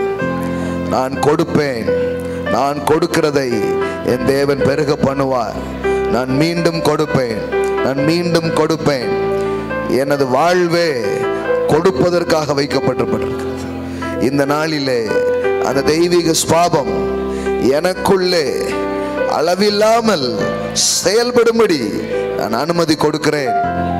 இதற்கு பிறகு எனது பொருளாதாரத்திலே மிகப்பெரிய மாற்றங்களை நான் காண்பேன் என்று விசுவாசிக்கிறேன். என் விசுவாசத்தை வெளிப்படுத்தும்படியா நான் கொடுக்கிறேன். இந்த நாள் முதல் கொண்டு அந்த தெய்வீக சாயல் என்னிலே வல்லமையாய் கிரியை செய்கிறதற்காய் தேவனுக்கு நன்றி செலுத்துகிறேன். இயேசுவின் நாமத்தினால் நான் கொடுக்கிற இந்த விதைகளை என் தேவன் ஆசீர்வதிக்கிறபடியினால் என் பொருளாதாரத்திலே நான் இன்னும் பெருக்கத்தை, இன்னும் நிறைவை நான் காண்பேன் என்று விசுவாசிக்கிறேன். நான் வாரி இறைக்கிற அளவிற்கு நான் கொடுப்பேன். என் கை வாரி இறைக்கும் இயேசுவின் நாமத்தினாலே. ஆமென். அப்படியே கையில் வச்சிருங்க. அன்பு தகப்பனே, இந்த மாலையில் இந்த வார்த்தையை கேட்டு விசுவாசித்து, அல்லேலூயா, இந்த போதனையை கேட்டு இன்றைக்கு உள்ளே தன் இருதயங்களை இதோடு இணைத்து கொள்கிற பிள்ளைகளுக்காக நான் ஜெபிக்கிறேன். தகப்பனே, நான் நம்புகிறேன் இன்னைக்கு சாயங்காலம் இந்த மாதிரி ஒரு வார்த்தையை நீங்கள் அனுப்பியிருப்பீங்கன்னா இதுக்கான ஏதோ ஒன்று செய்வீங்க. நான் அந்த நிலையில் இல்லையேன்னு சில பேர் இங்கே இருந்தாலும் அந்த நிலைக்கு உங்களை கொண்டு போக போகிறார். அதுக்கான ஒரு தீர்க்க தரிசன வார்த்தையாக அதை அனுப்பியிருக்கிறார். நான் உன்னை இறைக்கிறவனாக தான் பார்க்குறேங்கிறாரு. நான் உன்னை ஏந்திரவனா பார்க்கல, நான் உன்னை கொடுக்கிறவனா தான் பார்க்குறேங்கிறாரு. உனக்குள்ளே நான் வைத்திருக்கிற சாயல் அதுதான் நான் சொல்கிறாரு. இன்னைக்கே அதை நான் ஆக்டிவேட் பண்ணி விடுறேன் ஆண்டவரே. இன்னைக்கே அவங்க வாழ்க்கையில் இருக்கிற தரித்திரத்தை நான் உடைக்கிறேன். இன்னைக்கே அவங்க வாழ்க்கையில் இருக்கிற பற்றாக்குறையை உடைக்கிறேன். இன்னைக்கே அவங்க வாழ்க்கையில் இருக்கிற கடனை நான் உடைக்கிறேன். இன்னைக்கே அவங்க வாழ்க்கையில் இருக்கிற வறுமையின் வல்லமையை நான் உடைக்கிறேன் இயேசு கிறிஸ்துவின் நாமத்தினாலே. இந்த நாளில் இருந்து அந்த செல்வ செழிப்பின் சாயல்கள் வெளியரங்கமாவதாக, வெளியரங்கமாவதாக, வெளியரங்கமாவதாக. அவர்களுக்குள் இருக்கிற அந்த சாயல் வெளியரங்கமாவதாக, வெளிப்படுவதாக இந்த நாள் முதற்கொண்டு கர்த்தாவே, அல்லேலூயா, இன்றைக்கு கேட்ட வார்த்தையின்படியாக கொடுக்கிறவர்களாய், கருணை கண்ணர்களாய், வாரி இறைக்கிறவர்களாய் வாழ்வு இருக்கட்டும் என்று சொல்லி வாழ்த்துகிறேன் கர்த்தாவே. ரவிதமாய் செய்வதற்காய் நன்றி கர்த்தாவே. எஸ் லார்ட், ஒரு புது இமேஜோட நீங்க எங்களை அனுப்புவதற்காய் ஸ்தோத்திரம். உங்க சாயலை தரிசித்தவர்களாய் நாங்கள் செல்லுகிறதற்காய் ஸ்தோத்திரம். ஆமென் லார்ட், நீர் அவிதமாய் செய்கிறீர், உமக்கு நன்றி. அப்படி முடியாத யாக்கோபைக்கு முடிக்க வைத்தீர் கர்த்தாவே. அந்த யாக்கோபுக்கு உதவி செய்த தேவன், ஆபிரகாமின் தேவன், ஈசாக்கின் தேவன், யாக்கோபின் தேவன், கிழக்கு மேற்கு வடக்கு தெற்கு என்று பரம்ப வைத்த தேவன், ஒரு திருடனாய் எதிர்காலம் தெரியாமல் கலங்கி இரவு கல்லை படுக்கையாய் வைத்துக் கொண்டிருந்த ஒரு யாக்கோபுக்கு உதவின தேவன், இன்றைக்கும் கூட இதை பார்த்து கொண்டிருக்கிற இந்த இடத்தில் இருக்கிற பிள்ளைகள், அடுத்தது என்ன, வாட் நெக்ஸ்ட், நான் எங்கே போவேன், என்ன செய்வேன் என்று கேள்வியோடு இருக்கிற பிள்ளைகளுக்கு இன்றைக்கு ஒரு பலன் உண்டாகட்டும், இன்றைக்கு ஒரு பதில் உண்டாகட்டும் கர்த்தாவே. ஒரு ஏணி, அவர்கள் ஏறி செல்லும் ஒரு ஏணி, அல்லேலூயா, அவர்கள் எதிர்காலத்தை பார்க்கும் சில தரிசனங்கள், சில பார்வைகள் அவர்களுக்கு உண்டாகும்படிக்காக நான் ஜெபிக்கிறேன். Thank you Lord. இன்றைக்கு வெற்று கையோடு வெறும் கோலோடு போனவனை பரிவாரங்களோடு திரும்ப பண்ணின தேவன், இன்னைக்கு ஒருவேளை ஐயோ இதெல்லாம் கேட்கும் போது எனக்கு எவ்வளோ ஆசையா இருக்குது, ஆனா அந்த அளவுக்கு நான் இல்லையேன்னு நினைக்கிற பிள்ளைகள் உண்டு கர்த்தாவே. ஆனா அவர்களுக்கு ஒரு நாளை நீ நியமித்திருக்கிறீர். அவங்க மனசுல இன்னைக்கு எதை நினைத்தார்களோ விரும்பினார்களோ அதையெல்லாம் செய்கிற நாட்கள் இந்த பிள்ளைகளுக்கு வருகிறதற்காய் ஸ்தோத்திரம் ராஜா. Thank you Lord, thank you Lord. அதையெல்லாம் நீர் உறுதிப்படுத்தும்படியாய் அநேக காரியங்களை உங்க வாழ்க்கையில செய்ய போறீங்க. நன்றி செலுத்துகிறோம் ராஜா. அந்த யாக்கோபு வரிசையில இந்த பிள்ளைகளின் பெயர் இடம்பெறுகிறது. நீர் இவர்களின் தேவனா இருக்கிறீர் என்பதை வெளிப்படுத்துகிற நாட்களுக்காய் நன்றி செலுத்துகிறோம். செய்கிறீர், உமக்கு நன்றி. இயேசுவின் நாமத்தினால் பிதாவே, ஆமென்.